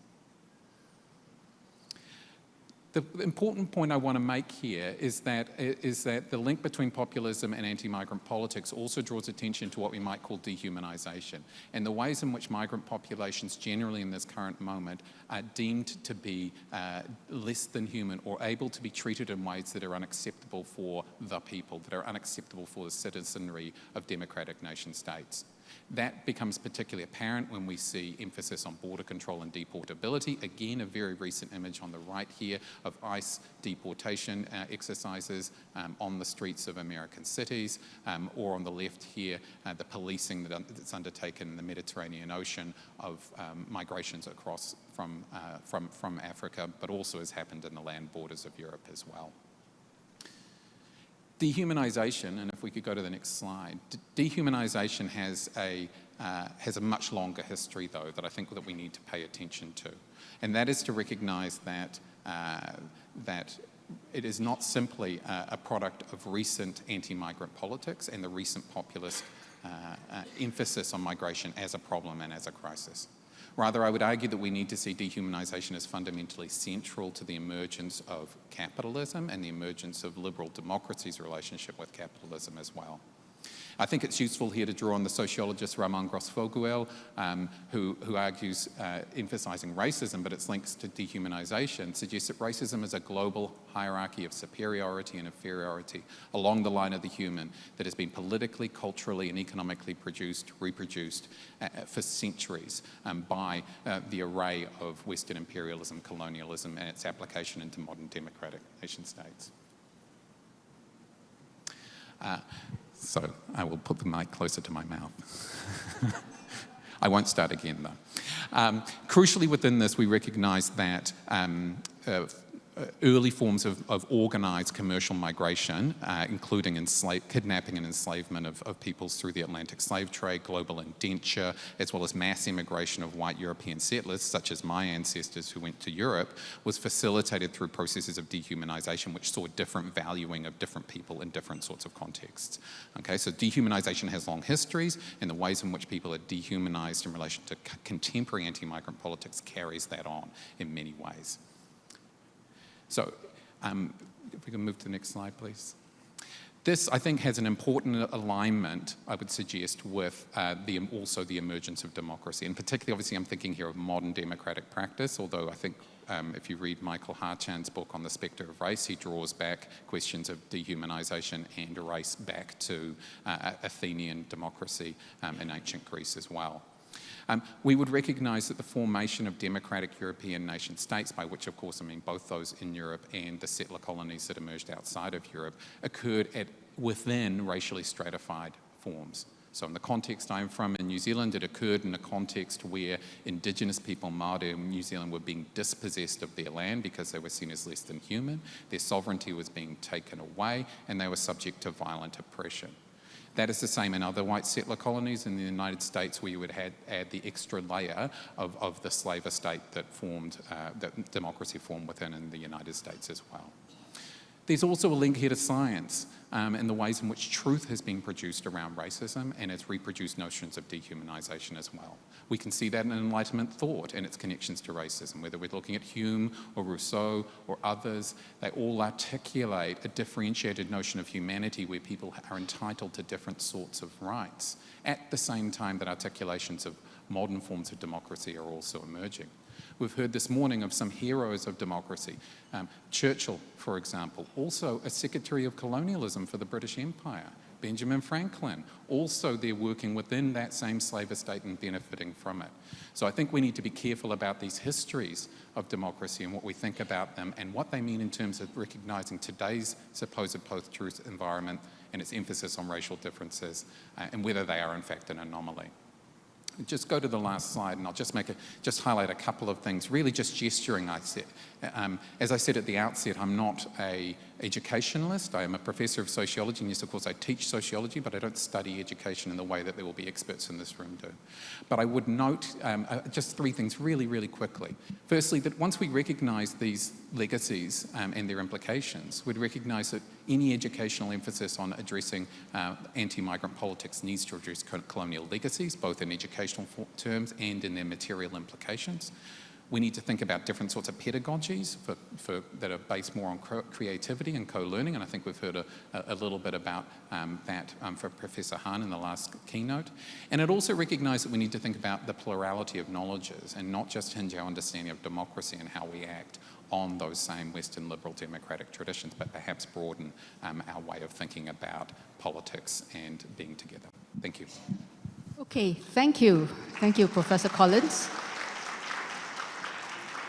So from the politics of borders, we now turn to the politics of truth itself. Okay, our next speaker, Professor Kelechi Kalu from University of California, Riverside. He will examine how post-truth politics have become a deliberate strategy that destabilizes democracy and diverts attention from society's most pressing challenges. Professor Kalu, please. Good morning. Good morning, people. Thank you. It's a pleasure to share this forum with my colleagues, but I'm particularly grateful to the organizers of the conference, and I want to point out specifically Professor Obi Aginam. Thank you for making it possible for us to gather to think about the idea of post-truth, specifically in the context of democracy. I'm not going to bother to read my paper to you so you can get it. I'm very sure of that. But I'm going to share some thoughts, largely to help us spark some discussions. The basic claim in my paper is the notion of post-truth is not new. The idea of fake news, the idea of truth, those are not complementary. They coexist, but they are not complementary. The prefix to truth, post, presupposes that truth is dead. Truth no longer exists, as in post-colonialism or postpartum. No, truth exists. The idea of post-truth and the notion of fake news presupposes that these things are gone. My argument is these are elite intent and opportunity to rewrite the narrative. Historically, the notion of modernity and postmodernity give us some insights. We heard from my colleague this morning about the power of education and the power of democracy. These are also dealt with in my paper. But education that defines me out of humanity does not lead to education or transformative truth. Post-modernity presupposes relative truth. Modernity presupposes there is one truth, a universal truth. But it is that universal truth that compromises the various truths from Egypt, from China, from India, from other nations. There is no single truth. There are truths on the basis of our social formations, cultures, languages, norms, and practices. In many African countries, we know more about Europe than we know about our own countries. It is often assumed that speaking the English language makes you educated.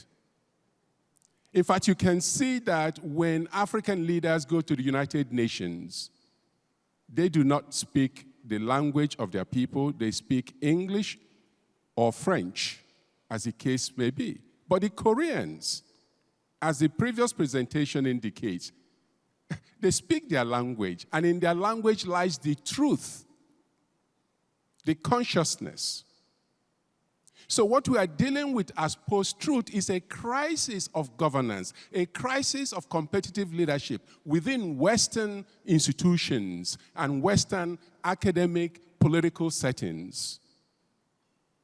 Because the Freedom House indexes that tells us what democracy is, and therefore democracy backsliding must be a moment of crisis. I am suggesting it is not a crisis for the global community. It is a crisis for the industrialized, advanced democracies because liberal democracy does not speak to the human essence.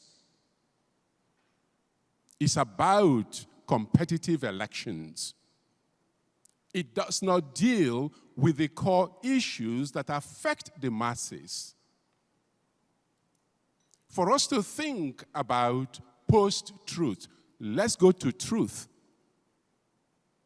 Do we all see each other as humans? Have we resolved that question? Who is human? Because we think we have resolved it. If we did, we will not have the anti-migration problems that we have. If we have resolved those questions, the anti-female issues across board would not happen. Women will have the same equal rights as men. We haven't resolved the issue of what truly makes us human. There is still the colonial, or let me go back, the imperial superiority complex about who is and who is not. The colonial racial content that created the condition in which the consciousness of most formerly colonized no longer think of themselves in the image of their people, but you then begin to look for that person out there who represents what humanity is supposed to be. The body of Africans become crisis, but crisis we don't deal with. The genocide in 1994 in Rwanda, why did we not care? Why did we not call it what it is? Today we see in Palestine crisis of starvation, but truth says there is no crisis. I'm not condoning in any shape or form whatever nonsense that or inhumanity that had occurred. I'm saying call it what it is, dehumanization. So we don't think too far beyond what I call my argument. Let me just read very few my thoughts here to you. The practice of manufacturing truth dates back to human encounters with different communities that are different from their own. The fact is evident amid current anxieties about post-truth. Recent analysis expand post-truth research into legal epistemology by exploring how post-truth politics weaken the role of legal facts in democratic societies. Studies of countries that include the United States, Brazil, Hungary, and the United Kingdom show that legal systems in polarized democracies become increasingly vulnerable to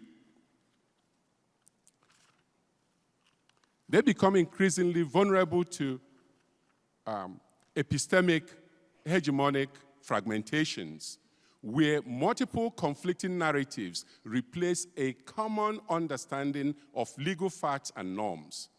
The recent highlight in the rise of several troubling mechanisms, judicial politicization, manipulation of evidence, expertise delegitimization, and algorithmic media systems that distort public perceptions of legal outcomes. Collectively, these forces are beginning to erode public trust in established legal institutions and challenge the court's ability to serve as neutral, evidence-based arbiters. This manufactured crisis of shared norms and values often fuels polarization, pitting citizens against each other, and on behalf of individual elites who promote a perceived universal truth, especially if said truth, in quote, aligns with the interest of economic elites. I lay out in the paper, going back to the so-called modernization, Enlightenment era, instances in which elites have manipulated crisis or manufactured crisis to shift the narrative, to create crisis for everybody else. And I'm an insider, outsider looking in, and I'm suggesting there is no post-truth crisis in the larger context of global processes, global engagement. The crisis is in the industrialized, advanced Western democracies, whose elite inability to resolve the issue of how to govern in a shared environment are now using new technology to create ecosystems where citizens are angry against each other. The problems are always the other, not us. That marginalization of thought, yes, can be cured through education, but the education has to be reformed so that professors, school teachers, K through 12, come at it from a truly human essence-based pedagogy, not a situation where misperception about skin color, misperception about gender, misperception about origin, misperception about region defines who is in and who is out. Post-truth crisis, so-called, is not a crisis for the world, it's a crisis for industrialized countries. Thank you. Thank you, Professor Kalu. If post-truth politics manipulates what we believe, what about the algorithms that decide what we see? So, Professor Kang Jong-han will take us into the paradoxes of the digital societies and the search for authenticity. Over to you, Professor Kang. Thank you. I'm from Yonsei University, and that is 20 minutes from here. So it has beautiful campus. So if you are interested in, you might want to visit later. And after listening to Professor Kalu's talk, I'm worried that I may deliver you different truth depending on my language here, but I chose to speak in English, and I will do my best. I'm a computational social scientist, and I, at a certain point, came up with this paradox in digital society. So on the one hand, scientists like me or policymakers are really excited about, so we finally have evidence in our hands and we can make evidence-based decision-making. But on the other hand, I mean, my research area is digital citizen activities, and I'm worried that we don't have any shared evidence when we look at the actual civic engagement. So it's pretty paradoxical, and we all know that some important causes of those post-truth society, like psychological confirmation bias and this echo chamber effect, because birds of a feather flock together and amplify their own evidence. And as a societal level, the problem is those kind of shared evidence is kind of strengthened and became in a negative way their own social identity, which does not change easily and leads to identity politics. So I came up with this another question, like what is scientific evidence? And this old sociologist, Howard Becker, gave me a hint, and the book title is really Evidence. And the evidence cannot be reduced to data. So even at the stage of designing a research, collecting data, interpreting, and draw implications, those scientist perspective or paradigm has a very significant effect on which evidence you have in your hands. And this pretty famous recent scholar like Yuval Harari had the same kind of a view. So the naive view of information is that the more information we have, the closer to truth we will approach. But that's naive. And the reality is, the more information we have, we need to make some kind of order to that information to make it evidence. So it's kind of a very tricky balance between truth and order. And if you give more and more weight to order of information, then the problem is you are approaching to more totalitarian power regime. So after given these kind of insights, I think that, so in digital world, we have a lot of social data. So what's the evidence out of the social data? There are patterns and narratives. And those scientists and policymakers kind of tend to focus on those patterns, statistical patterns.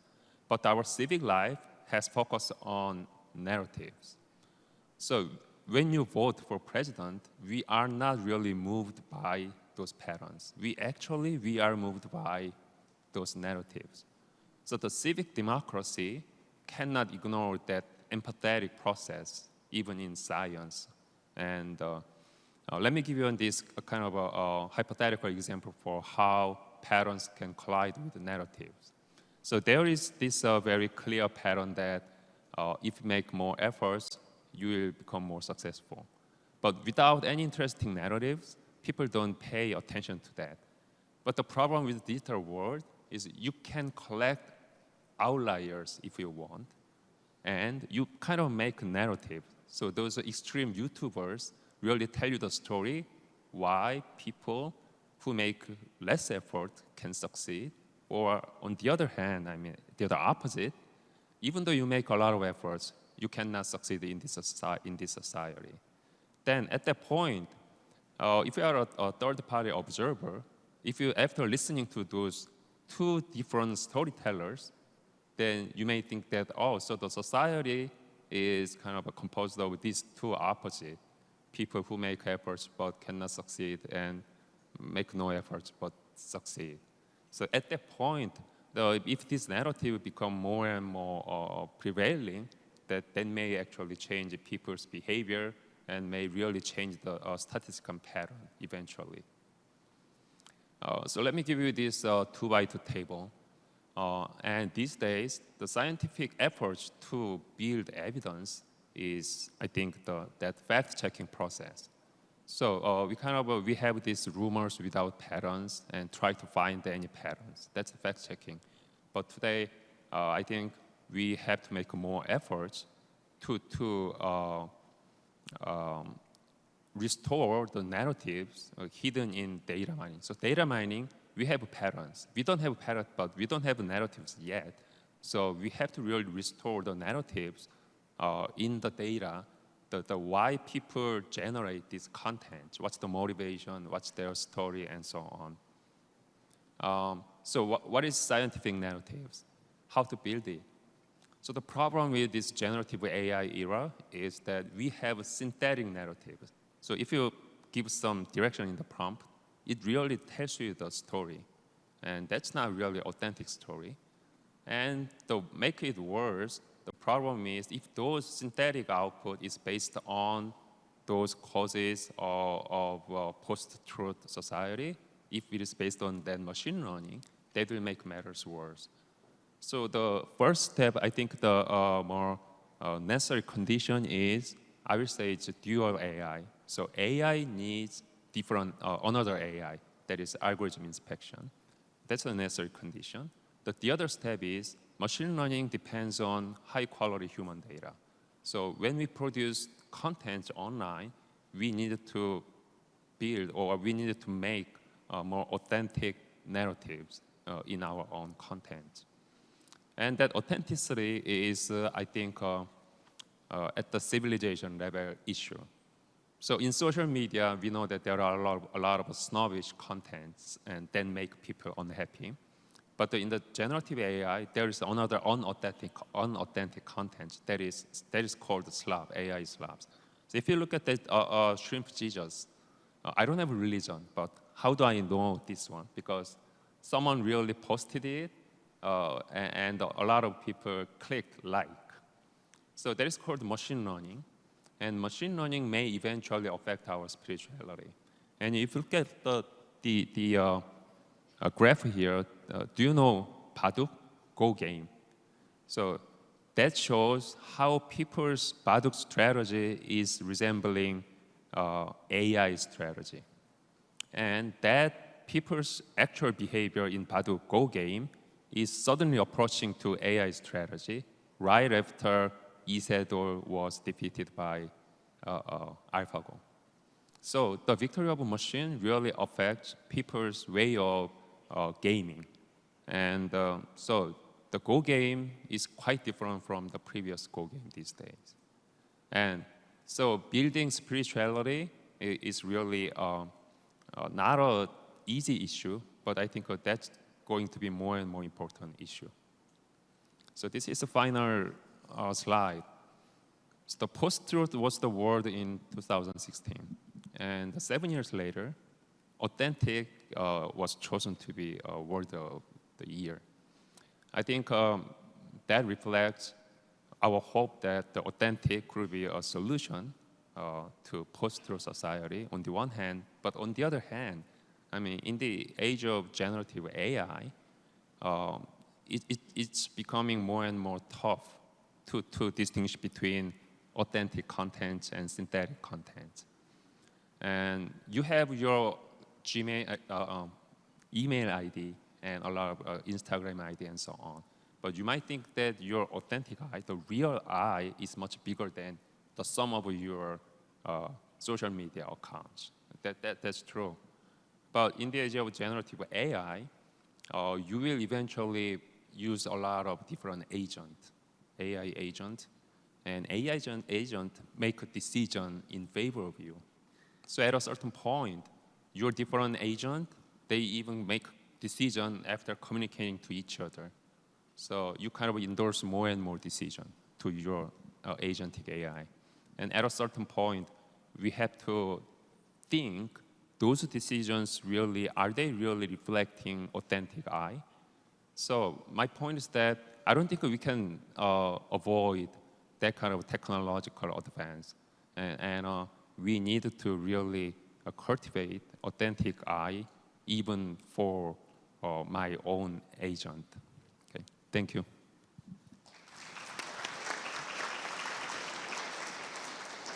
Thank you, Professor Kang.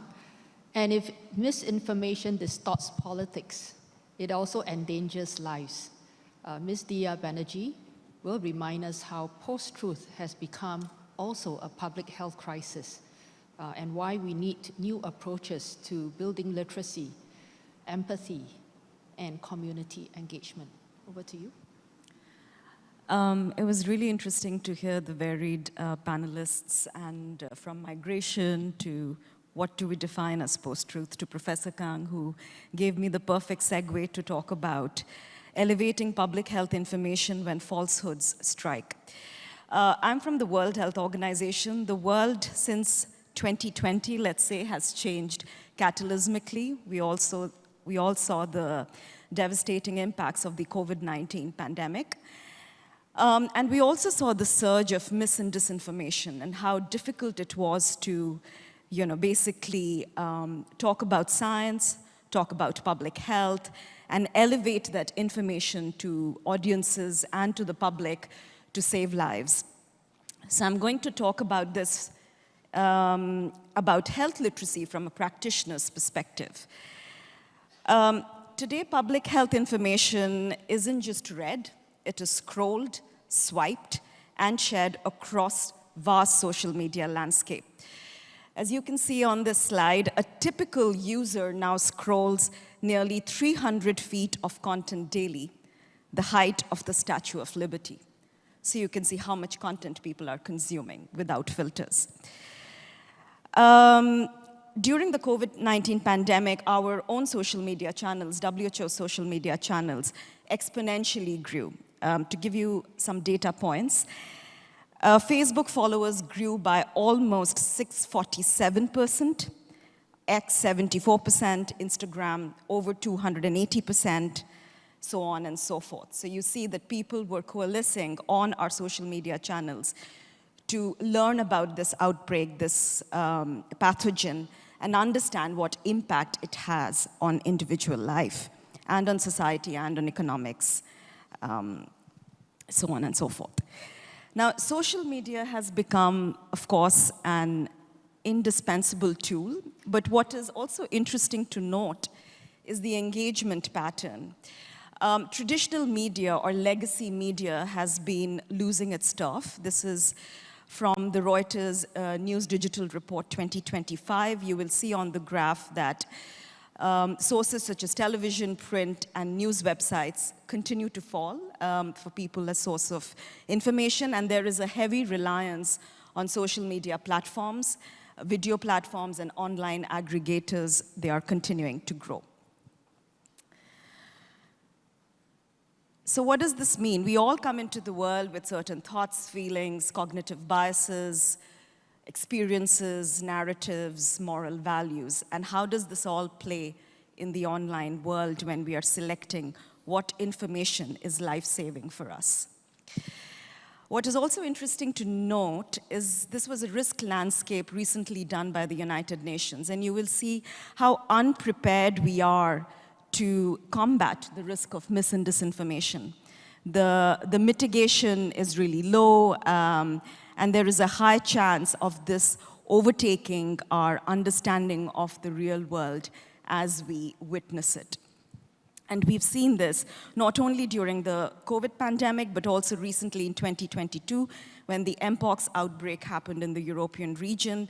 We saw how stigmatized the stigma was continuing to be propagated against a certain community. False information again took hold, and it was very difficult to curtail this volume of false information without the support of community participatory information sharing models, along with online information and dissemination of credible content.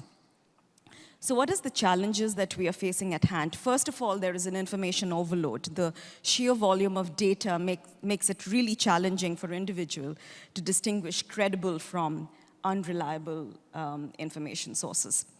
Then, as my colleague said, algorithmic amplification.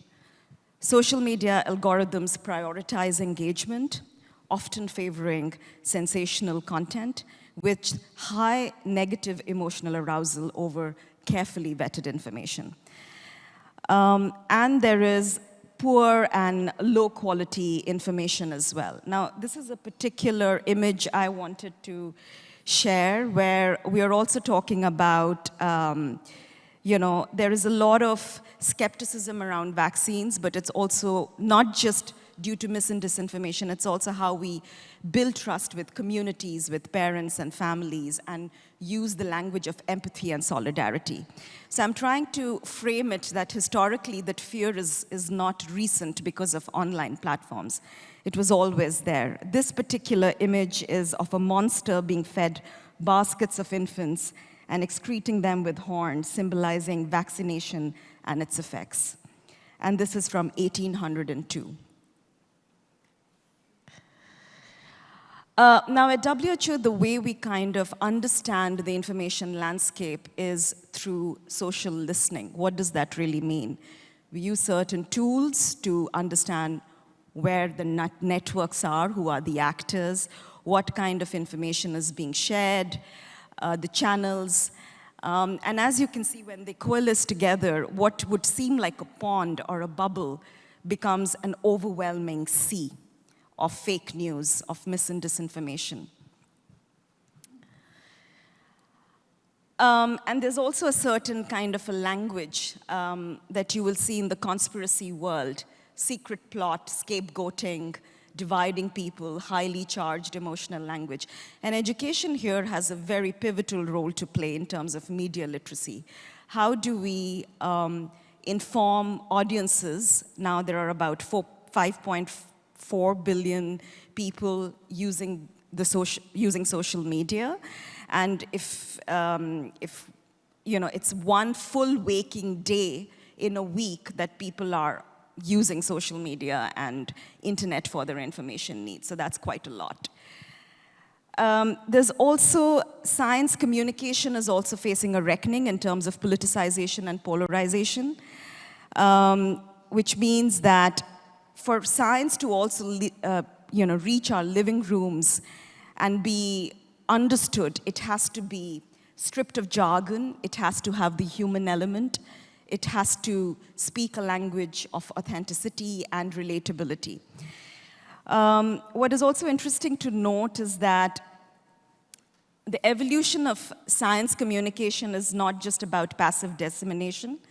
It calls for a strategic engagement with voices like medical influencers and allies. And at WHO, we are doing more of that in terms of how do we also work with creators to translate complex information into easy to understand, digestible news that you can use and elevate health literacy.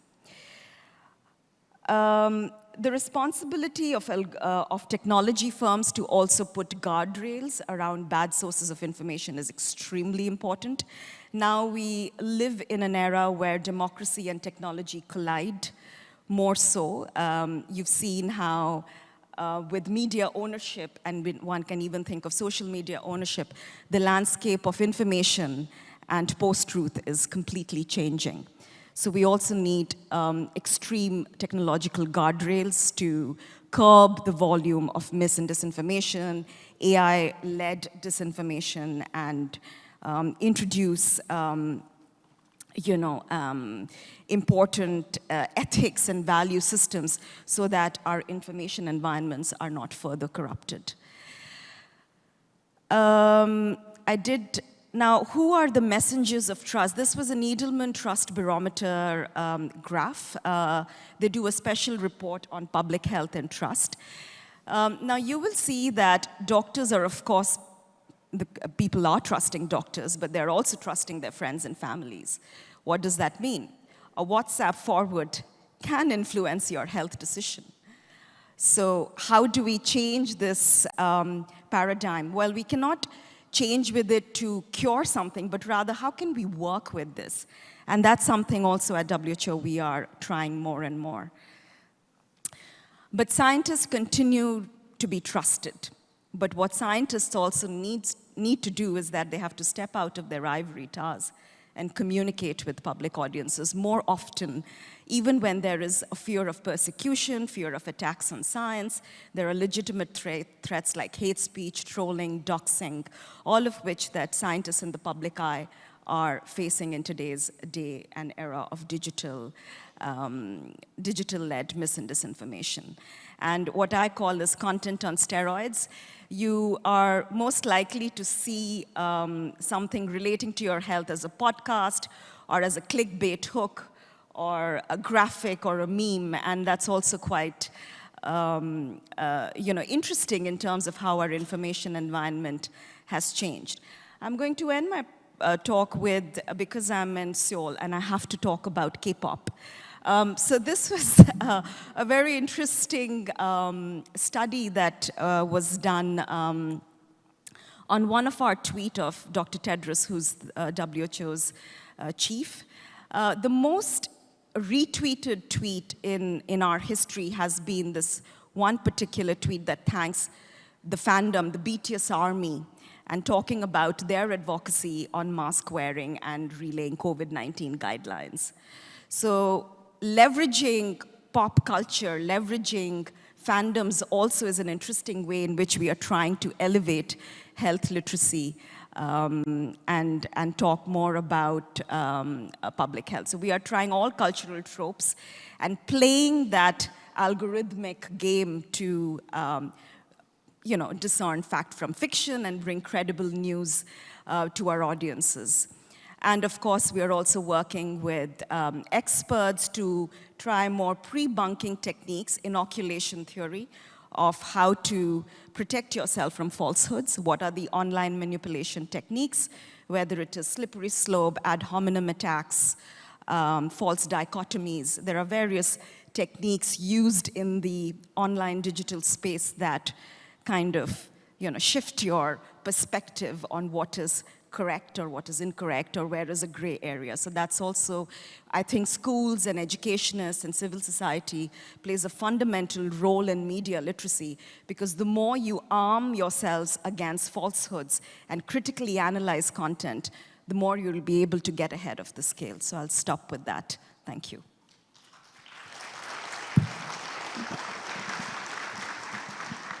Thank you, Ms. Banerjee.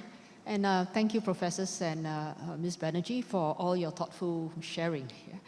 So in this segment, I would like to pose a question each a question to each of you so that we can have some time, to delve into your perspectives. Okay, so I think I'd like to start with Professor Collins. You argue that anti-immigrant sentiments is rooted in the legacies of colonialism, slavery, empire. So if democracy itself carries these entanglements, are incremental reforms enough, or must it be radically reimagined to truly humanize migration politics? In other words, I'm asking, can democracy be renewed from within, or does it demand deeper transformation? And if so, what would that look like? What would that look like? Thanks so much for the question. The immediate answer is the latter, that actually we need much wider transformation of the ways in which we understand democracy and how it's enacted. But to delve into that in just a little bit more detail, I would suggest that part of the issues that I hear coming up in this panel are the fundamental contradictions of liberal democracy are at play and are visible and are playing out before our eyes. That's what we're seeing. And when I think about the context I'm from New Zealand, a settler colonial state that was based on dispossession of Indigenous people and racial exclusion of non-whites in its early settlement, those contradictions are the idea that an egalitarian place can be built at the same time that internally some people are dispossessed and others are excluded externally. So if that's the foundation of society, incremental reform to that, such as the addition of rights or recognition or representation, only takes us so far. Actually, we have to radically rethink the ways in which democracy and politics operate in that kind of context. Do such things exist? I would hesitate to say what that ought to look like at this stage, but what I would say, speaking from the context that I come from, that there are already people who engage in alternative ways of thinking about politics. So the context I come from is a place where the Indigenous people, Māori, make up about 20% of the population and have been subject to those histories of colonial oppression that continue with their implications today. However, it's also a context where forms of partnership between Indigenous people, their notions of authority, their notions of how society can be arranged, are in conversation with others. Now, that's not where the government sits, and it's not where our current populist politicians sit, but there is nonetheless a kind of minor politics of partnership and thinking about how we relate to each other in different ways that can emerge. And I suspect if we looked at all of the different contexts that we work in, even where we see the contradictions of democracy that I suggested at the outset being there, that we probably see a kind of more minor politics there, something that's sitting there and emergent in the grassroots, if you will, that has potential to emerge and for democracy, if we wish to call it that, to be seen and understood in different terms. Thank you.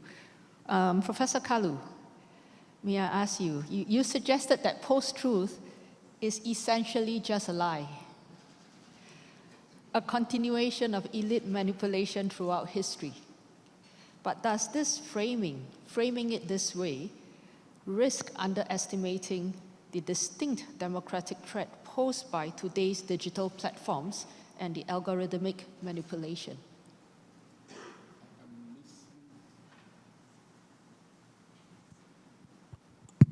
I was trying to locate the question so I have it clearly. That's what I'm looking at here. That's the second question, right? Yes, that's it. You want me to repeat the question? Go ahead and repeat it, please. Okay. So post-truth, you suggested that post-truth is essentially a lie. Okay, that's a continuation of the elite manipulation throughout history. But does framing it this way risk underestimating the threat, the democratic threat posed by today's digital platforms and algorithmic manipulation? Thank you. To the best of my knowledge, education remains the most transformative engagement for innovation, for change, and transformation of our lives. The whole idea of democracy from my point of view, not liberal democracy, is to enable us to be able to engage on matters that impact us directly. And so if all we do is vote, then we are in trouble. The larger problem has more to do with leadership, both at the global level and at the local level. The ways in which educational platforms are structured to essentially maintain a standard that often undermines the humanities of others. I am not saying standards are not relevant. They are relevant, but they have to be inclusive. When they are not inclusive, education becomes itself a manipulative strategy for exclusion. Thank you. Okay, thank you. But let me just go to Professor Kang, and we'll return back to these questions, and we can have a little interaction and respond to one another's responses. Okay, Professor Kang, you contrasted, if in my own understanding, narrative intelligence with numerical intelligence, noting how digital age reduces lived realities to statistics when what we need are authentic narratives, the authentic capital I to guide the agent small I. Yet formal education privileges exams, metrics over empathy and lived experiences. So in doing so, is education reinforcing the very problem you described? How might it instead cultivate the authentic capital I, so students are not just data points for AI, but citizens capable of truthful civic action? Well, I'm basically a computational social scientist. So I believe in numbers and metrics. And I'm a sociologist, but my college major was mathematics. And I think it's not a matter of teaching our focus on hard science, but the problem is how we teach it and what kind of messages we draw from those teaching. So what I learned during my college days is the beauty of math is its freedom, which means, so I have my own assumptions, which is called axioms, but other school may have different assumptions. We are not questioning each other's assumptions. Starting from different assumptions, eventually we may lead to the same theorem or conclusion. Then that's perfectly okay, and that's the way we are communicating. So in the post-truth society, I mean, when I talk to the other parties' logics, they start from different assumptions. And I kind of intuitively object to those assumptions. But that's not the right way, I mean. So for communications, it's not, that's our intuition. Different assumptions start from different intuitions. And to solve this post-truth society, I mean, how do we interpret those kind of hard science, math? That is a very important way to teach students. And in terms of that authentic I, the really important thing is that I believe I can be authentic when I tell you my own story, but I cannot authentically criticize others. I mean, you cannot be authentic to judge others. So that's what I mean by we need to produce authentic data from which the machine learning will eventually learn our story. So the one positive scenario I have in my mind is we sadly dehumanize migrants, but ironically, we humanize ChatGPT. So we kind of ask questions to ChatGPT, and we may ask a question. So honestly, I don't like this migrant group, but I don't know about their historical story. So what is their experience? Can you tell me their experience? I can ask that kind of question to ChatGPT. And if ChatGPT learn from authentic narratives of that social minority group, it may give us most empathetic story about their own experience. If engineering can help the democracy, I think that's one way to help understanding each other and promote democracy. Thank you. Okay. Ms. Banerjee, you talk about WHO now partnering with influencers, creators to counter information, to reach out to the population. But does relying on the same attention-driven logic as profiteering actors risk undermining science's credibility, reducing health communication to just another form of marketing? I get that criticism about marketing and health information being, but it's a very reductionist theory. I think we can also learn good things from the private sector and marketing. And one thing that they're extremely skilled at, it was part of my presentation, but I rushed through a bit. The tobacco industry uses influencers and creators to create real-world harm. Their products are extremely addictive, but they use the marketing ploy to attract younger and younger consumers of tobacco. And now it's gone into e-cigarettes. So there is a myth being peddled about sugar-coated flavors, et cetera, et cetera.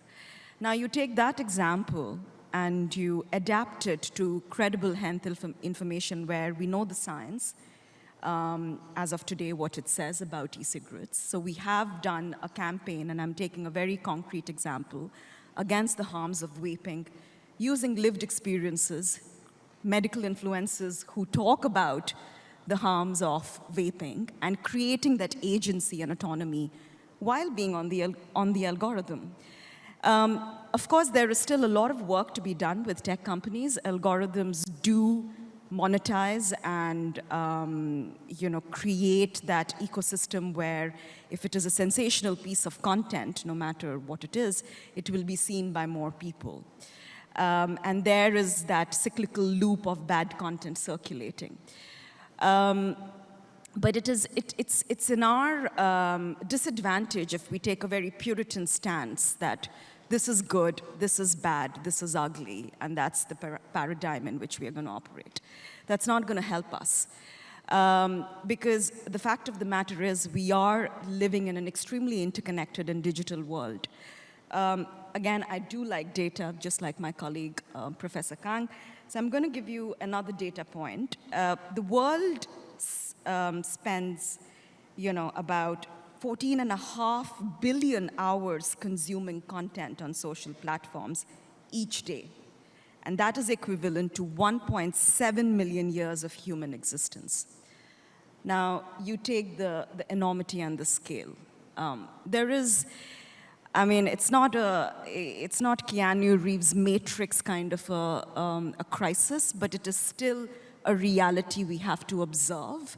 And we have to be smart and move ahead with the times and make a space for science and trust and community solidarity and empathy and elevate public health information. And that's the space where I think it is more productive to think like that and create media literacy opportunities. Finland has a national policy on media literacy. It takes it very seriously. In Europe, they have been ranked pretty high for their media literacy courses. And it basically equips a young mind to look at information from various angles, not just say this is fact, this is fiction, but really look at it from an analytical bent of mind and understand the online manipulation tactics that I very briefly touched upon in my presentation. And we have to exercise that muscle memory. It's like you go to the gym and you build muscles. Similarly, you have to exercise your mental immunity against fake news and mis and disinformation while being technology positive. And that's the way I see it. Thanks. Okay, thank you. I'll now like to pose a few general questions, more practical questions for the panel. And these are open for any of you to respond to, and I encourage interaction. So feel free to build on or respond to one another's points as we continue the conversation. Okay. I think, you know, polarization and the echo chambers mean that people no longer speak across differences. So each of your presentation, each of your papers highlights the need for dialogue, right? Between scientists and citizens, migrants and host communities, political elites and ordinary citizens.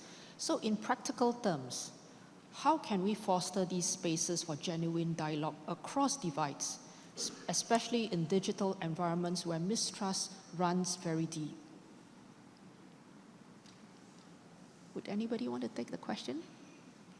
I might just take up an element of it, because you're talking about practical steps, and I just want to raise something that I think has come up in particularly in Professor Kang and Ms. Banerjee's talks, that I feel is something that we might need to explore more in this space, which is the fact that technology is not apolitical or not occurring outside of political economic structures. Right? I'm basically talking about big tech here. I think when we talk about algorithms, when we talk about behavior modification that occurs through the use of social media, when we talk about data extraction and what that does and leads to, we need to recognize the way that that's part of wider surveillance capitalism and is about the creation and extraction and capture of value. And I think that, just to return that to the question, but without getting too far away, I don't think that we can imagine a situation where genuine dialogue takes place in digital environments unless we actually grapple with that political economy that underpins the work of Meta, that underpins the work of Google, that underpins the work of these big tech firms around the world. Because they're not out to create genuine engagement. They're out to create and extract value and modify behavior through that process in any way that will lead to that value. So, I mean, for me, that's actually that's where some of our focus needs to be. From my perspective, I think we can help citizens and professionals to engage if we get to the point where the cell phones, the iPads, the personal devices, especially in academic settings, can be left at the door and not inside. Then you can actually talk, have a conversation. I have no problem with data, but I do question the extent to which falsely generated data can be relied on to lead us to any meaningful truth. Because what algorithm does is generate data which is then used for making decisions. So how do we get people out of the echo chambers? Truth is often impolite. As academics, those of us in the education industry, we need to think back and ask ourselves the point at which we may have failed to hold ourselves accountable and therefore hold students accountable for what they ought to know. When we are engaged in the process of merely processing students so the data can show we are doing something, then we get to the point where the Messiah with the manipulator of the echo chamber can tell the people who haven't been taught critical thinking what to think and how to act. Thank you.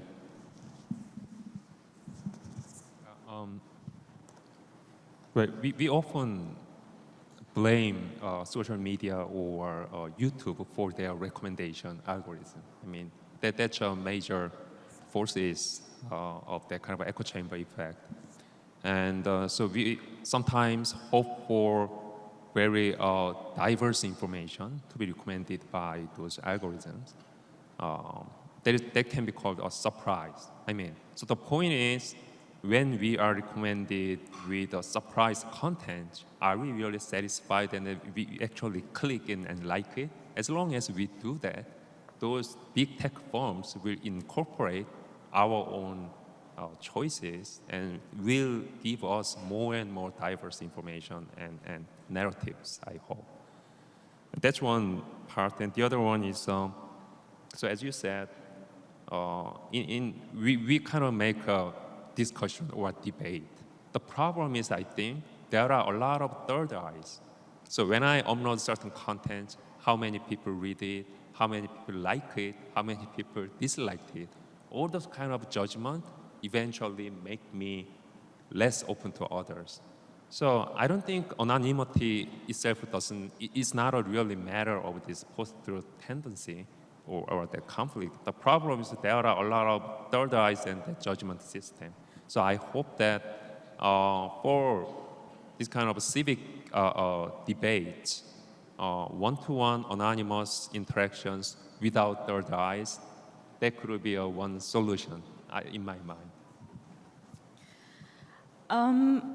We do hear these criticism about algorithms deciding decisions, but at the same time, I'd like to challenge that hypothesis in the sense that media ownership plays a big role. Even legacy media are owned by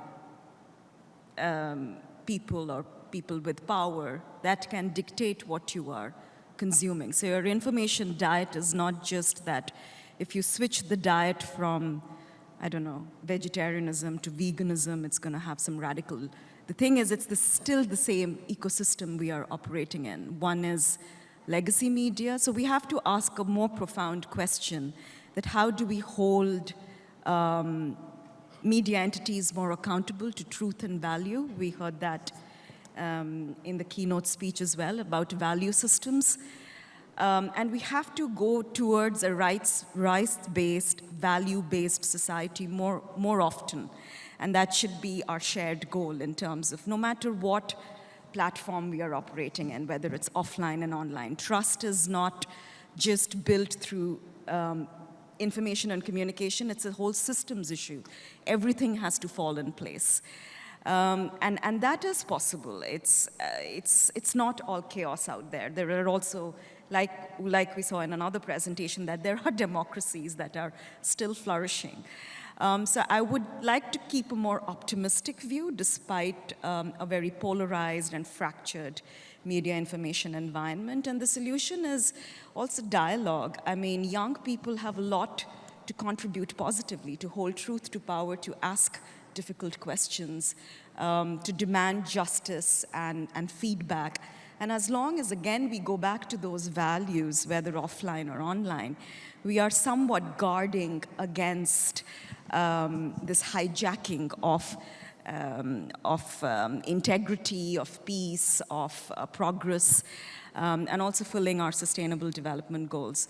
So I think the solution lies in dialogue and solidarity, in community building, and having a value-based societal progression thinking, rather than saying social media is corrupt, technology are, the bad boys of the club, algorithms are deciding our future. Yes, that's one perspective, but at the same time, there are a lot more options to exercise to flip that narrative and course correct. Thanks. Okay, thank you. Thank you for this exchange and your responses. But in the interest of time, I'll keep it to just one question for you. And I'd like to open the floor. For a few questions from the audience. So if you'd like to ask a question, please be brief and kindly introduce yourself and affiliation. Yes, ma'am.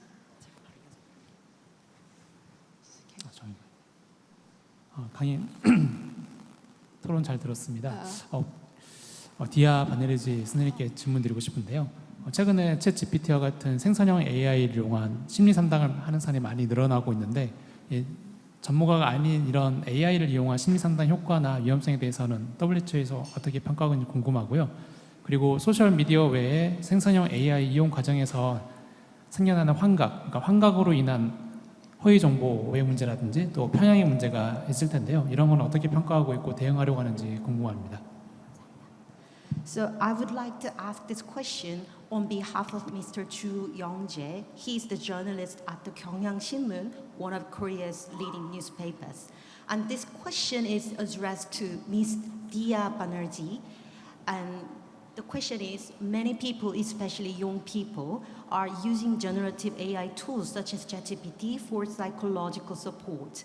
But these tools are not professional therapies. And how do you view this phenomenon? Because there are also rising concerns. Generative AI can produce hallucinations, which is false or misleading information. So from WHO's perspective on mental health, how should we assess these risks? Thank you. Thank you, but I'm not a generative AI expert or a mental health specialist. I'm definitely an expert on social media and platforms.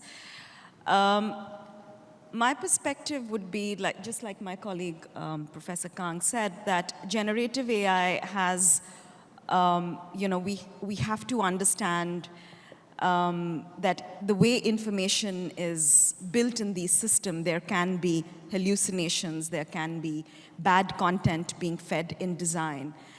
It is a risk that we have perceived in terms of our environment of health information.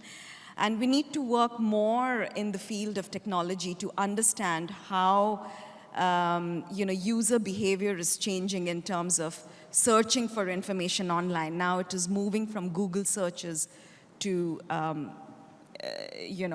platforms like ChatGPT. And that also means that we have to work hand in hand with the private sector to understand how we can make that information credible and reliable, and what needs to be done at the fundamental level to ensure that people are not being vulnerable to bad quality content or information that is not credible. But at the same time, this is, I think, more pertinent to Professor Kang in terms of how we can really ensure that authentic AI is the next frontier of, place to unpack this problem and really create solutions. Would you have something to add to that? 예, 한국말로 대답할 수 있는 기회를 주셔서 감사합니다. 일단 환각 현상이 있는 거는 저는 그렇게 생각해요. 공학적으로 생각보다 풀기 쉬운 문제, 그러니까 고치는 게 그렇게 어렵진 않다. 그 제너러티브 AI의 환각이. 근데 우리가 가질 수 있는 그 생성형 AI 때문에 가질 수 있는 정신적 문제는 그런 환각 현상에서 오는 것보다는 AI가 의도대로 잘 작동되기 때문에 우리가 그런 문제를 갖는 게 더 큰 것 같습니다. 이게 얼마나 과장된 건지 아닌지 모르지만 저희 계속해서 보도를 통해서 듣고 있거든요. 뭐 AI랑 대화하다 자살하기도 한다. 또 최근에는 AI랑 대화하다가 내가 세상의 진리를 아는 수학적인 진리를 발견했다. 뭐 이런 얘기 계속 듣는데 물론 일부 사례죠. 그리고 의료적인 목적으로 긍정적으로 쓰이는 부분이 더 많다고 믿는 그런 전문가들도 물론 있습니다.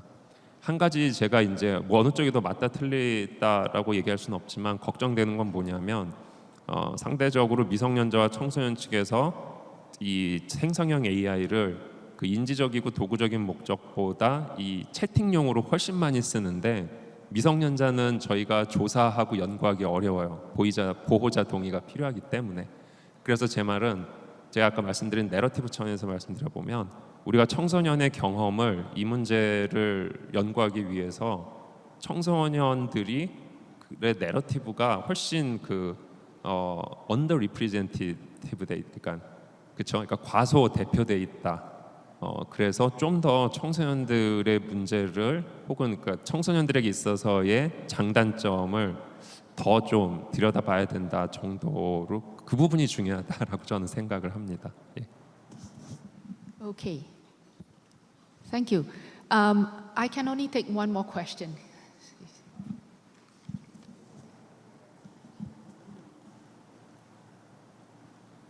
Hello, thank you. I have a question for Professor Khan. Sorry, we have someone who's asking the question pass the mic to her?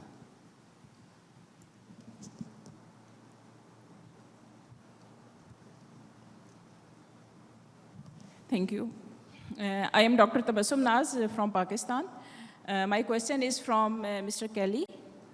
Sir, you have said that post-truth is not a truth. And truth is dehumanization and humanization. You described this phenomena. And you mentioned the example of Palestine, which I really appreciate. So as we see that like peace and likewise democracy, it's a complete whole ecosystem. And problem in one of area has the ripple effect and results in polarization in the world. So my question is, how the narrative of global citizenship education and peace education can be promoted in war zones like Kashmir, like Palestine, or other war zones in the world, so by involving international community, and how can they, what role they can play in promoting global citizenship education and peace in these war zones? What is your take on this, sir?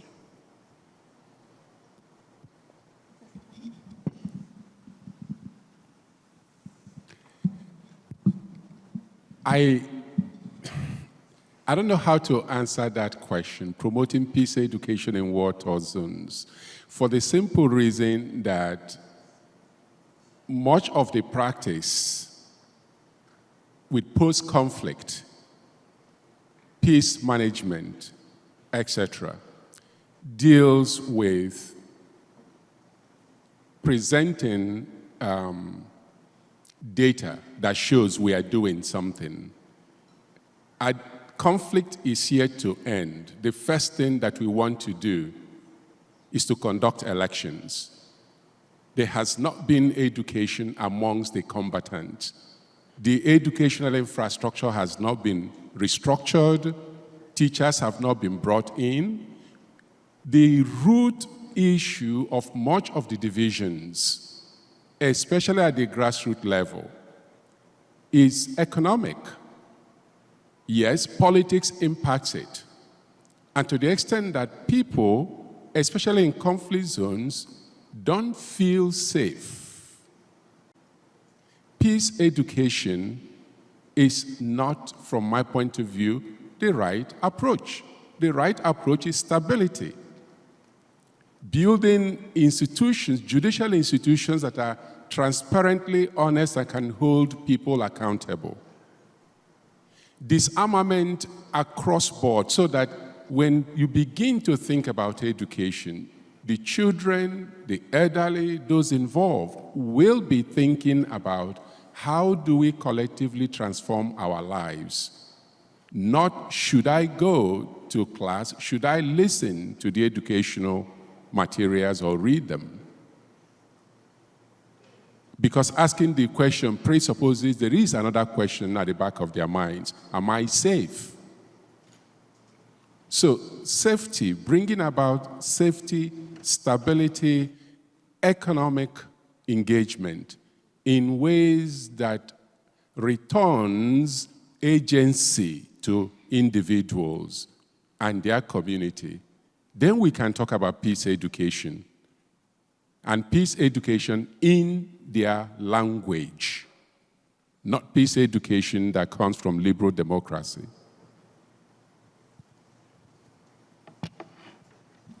Okay, thank you. I can ask, there was someone in the audience who asked a question before the lady.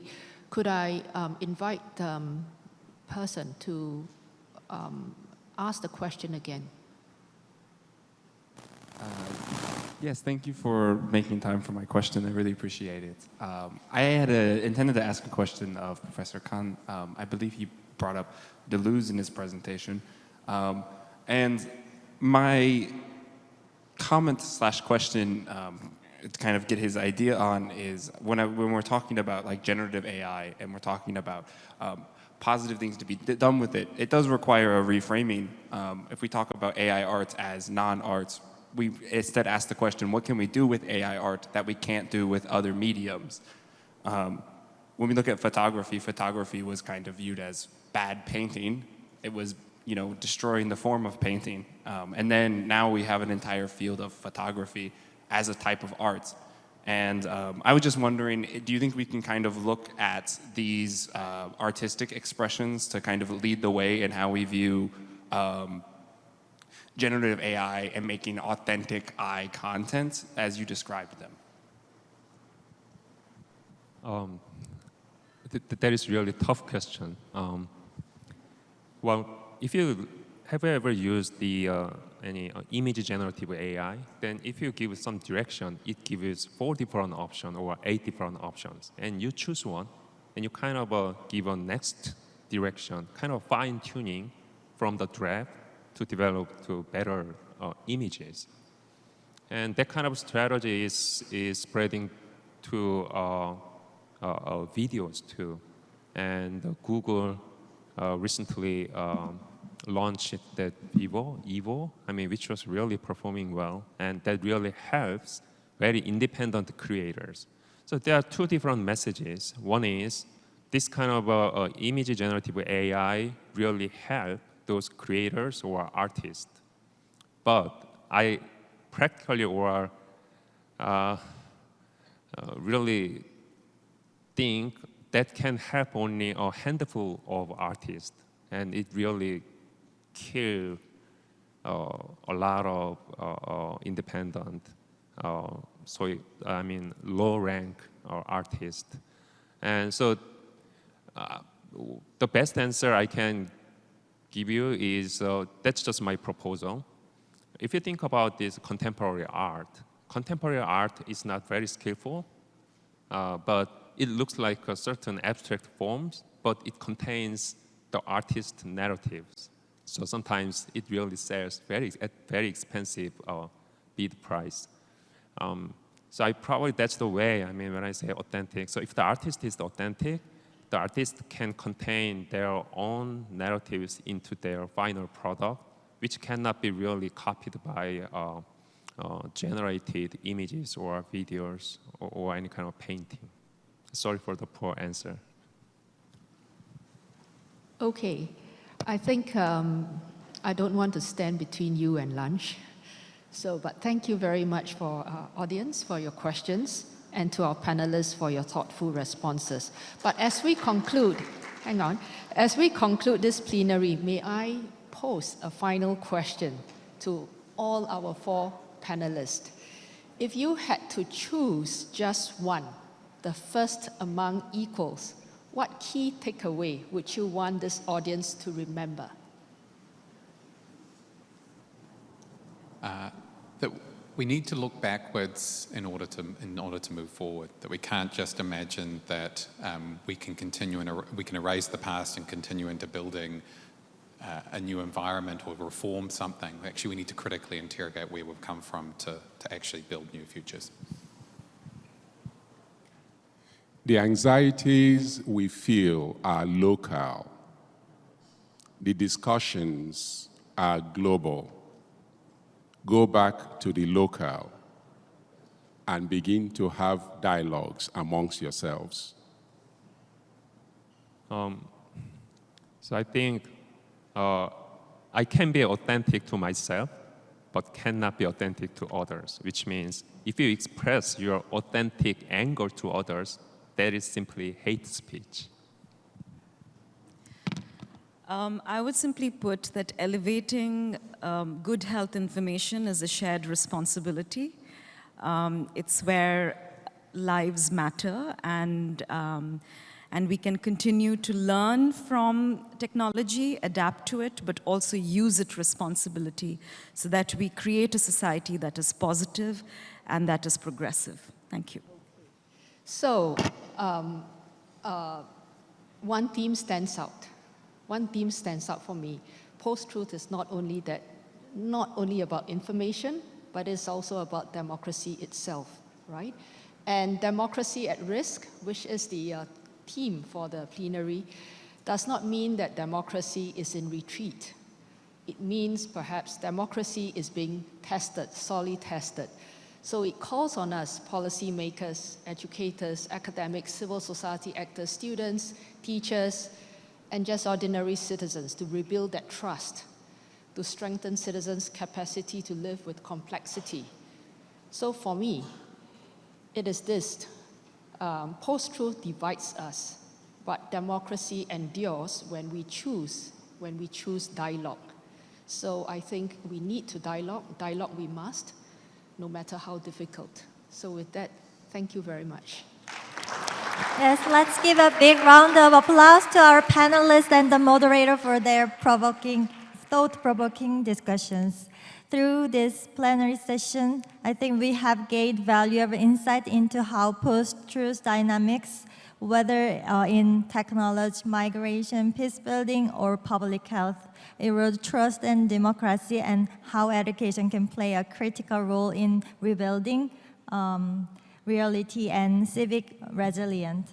So we have now come to the end of our morning session.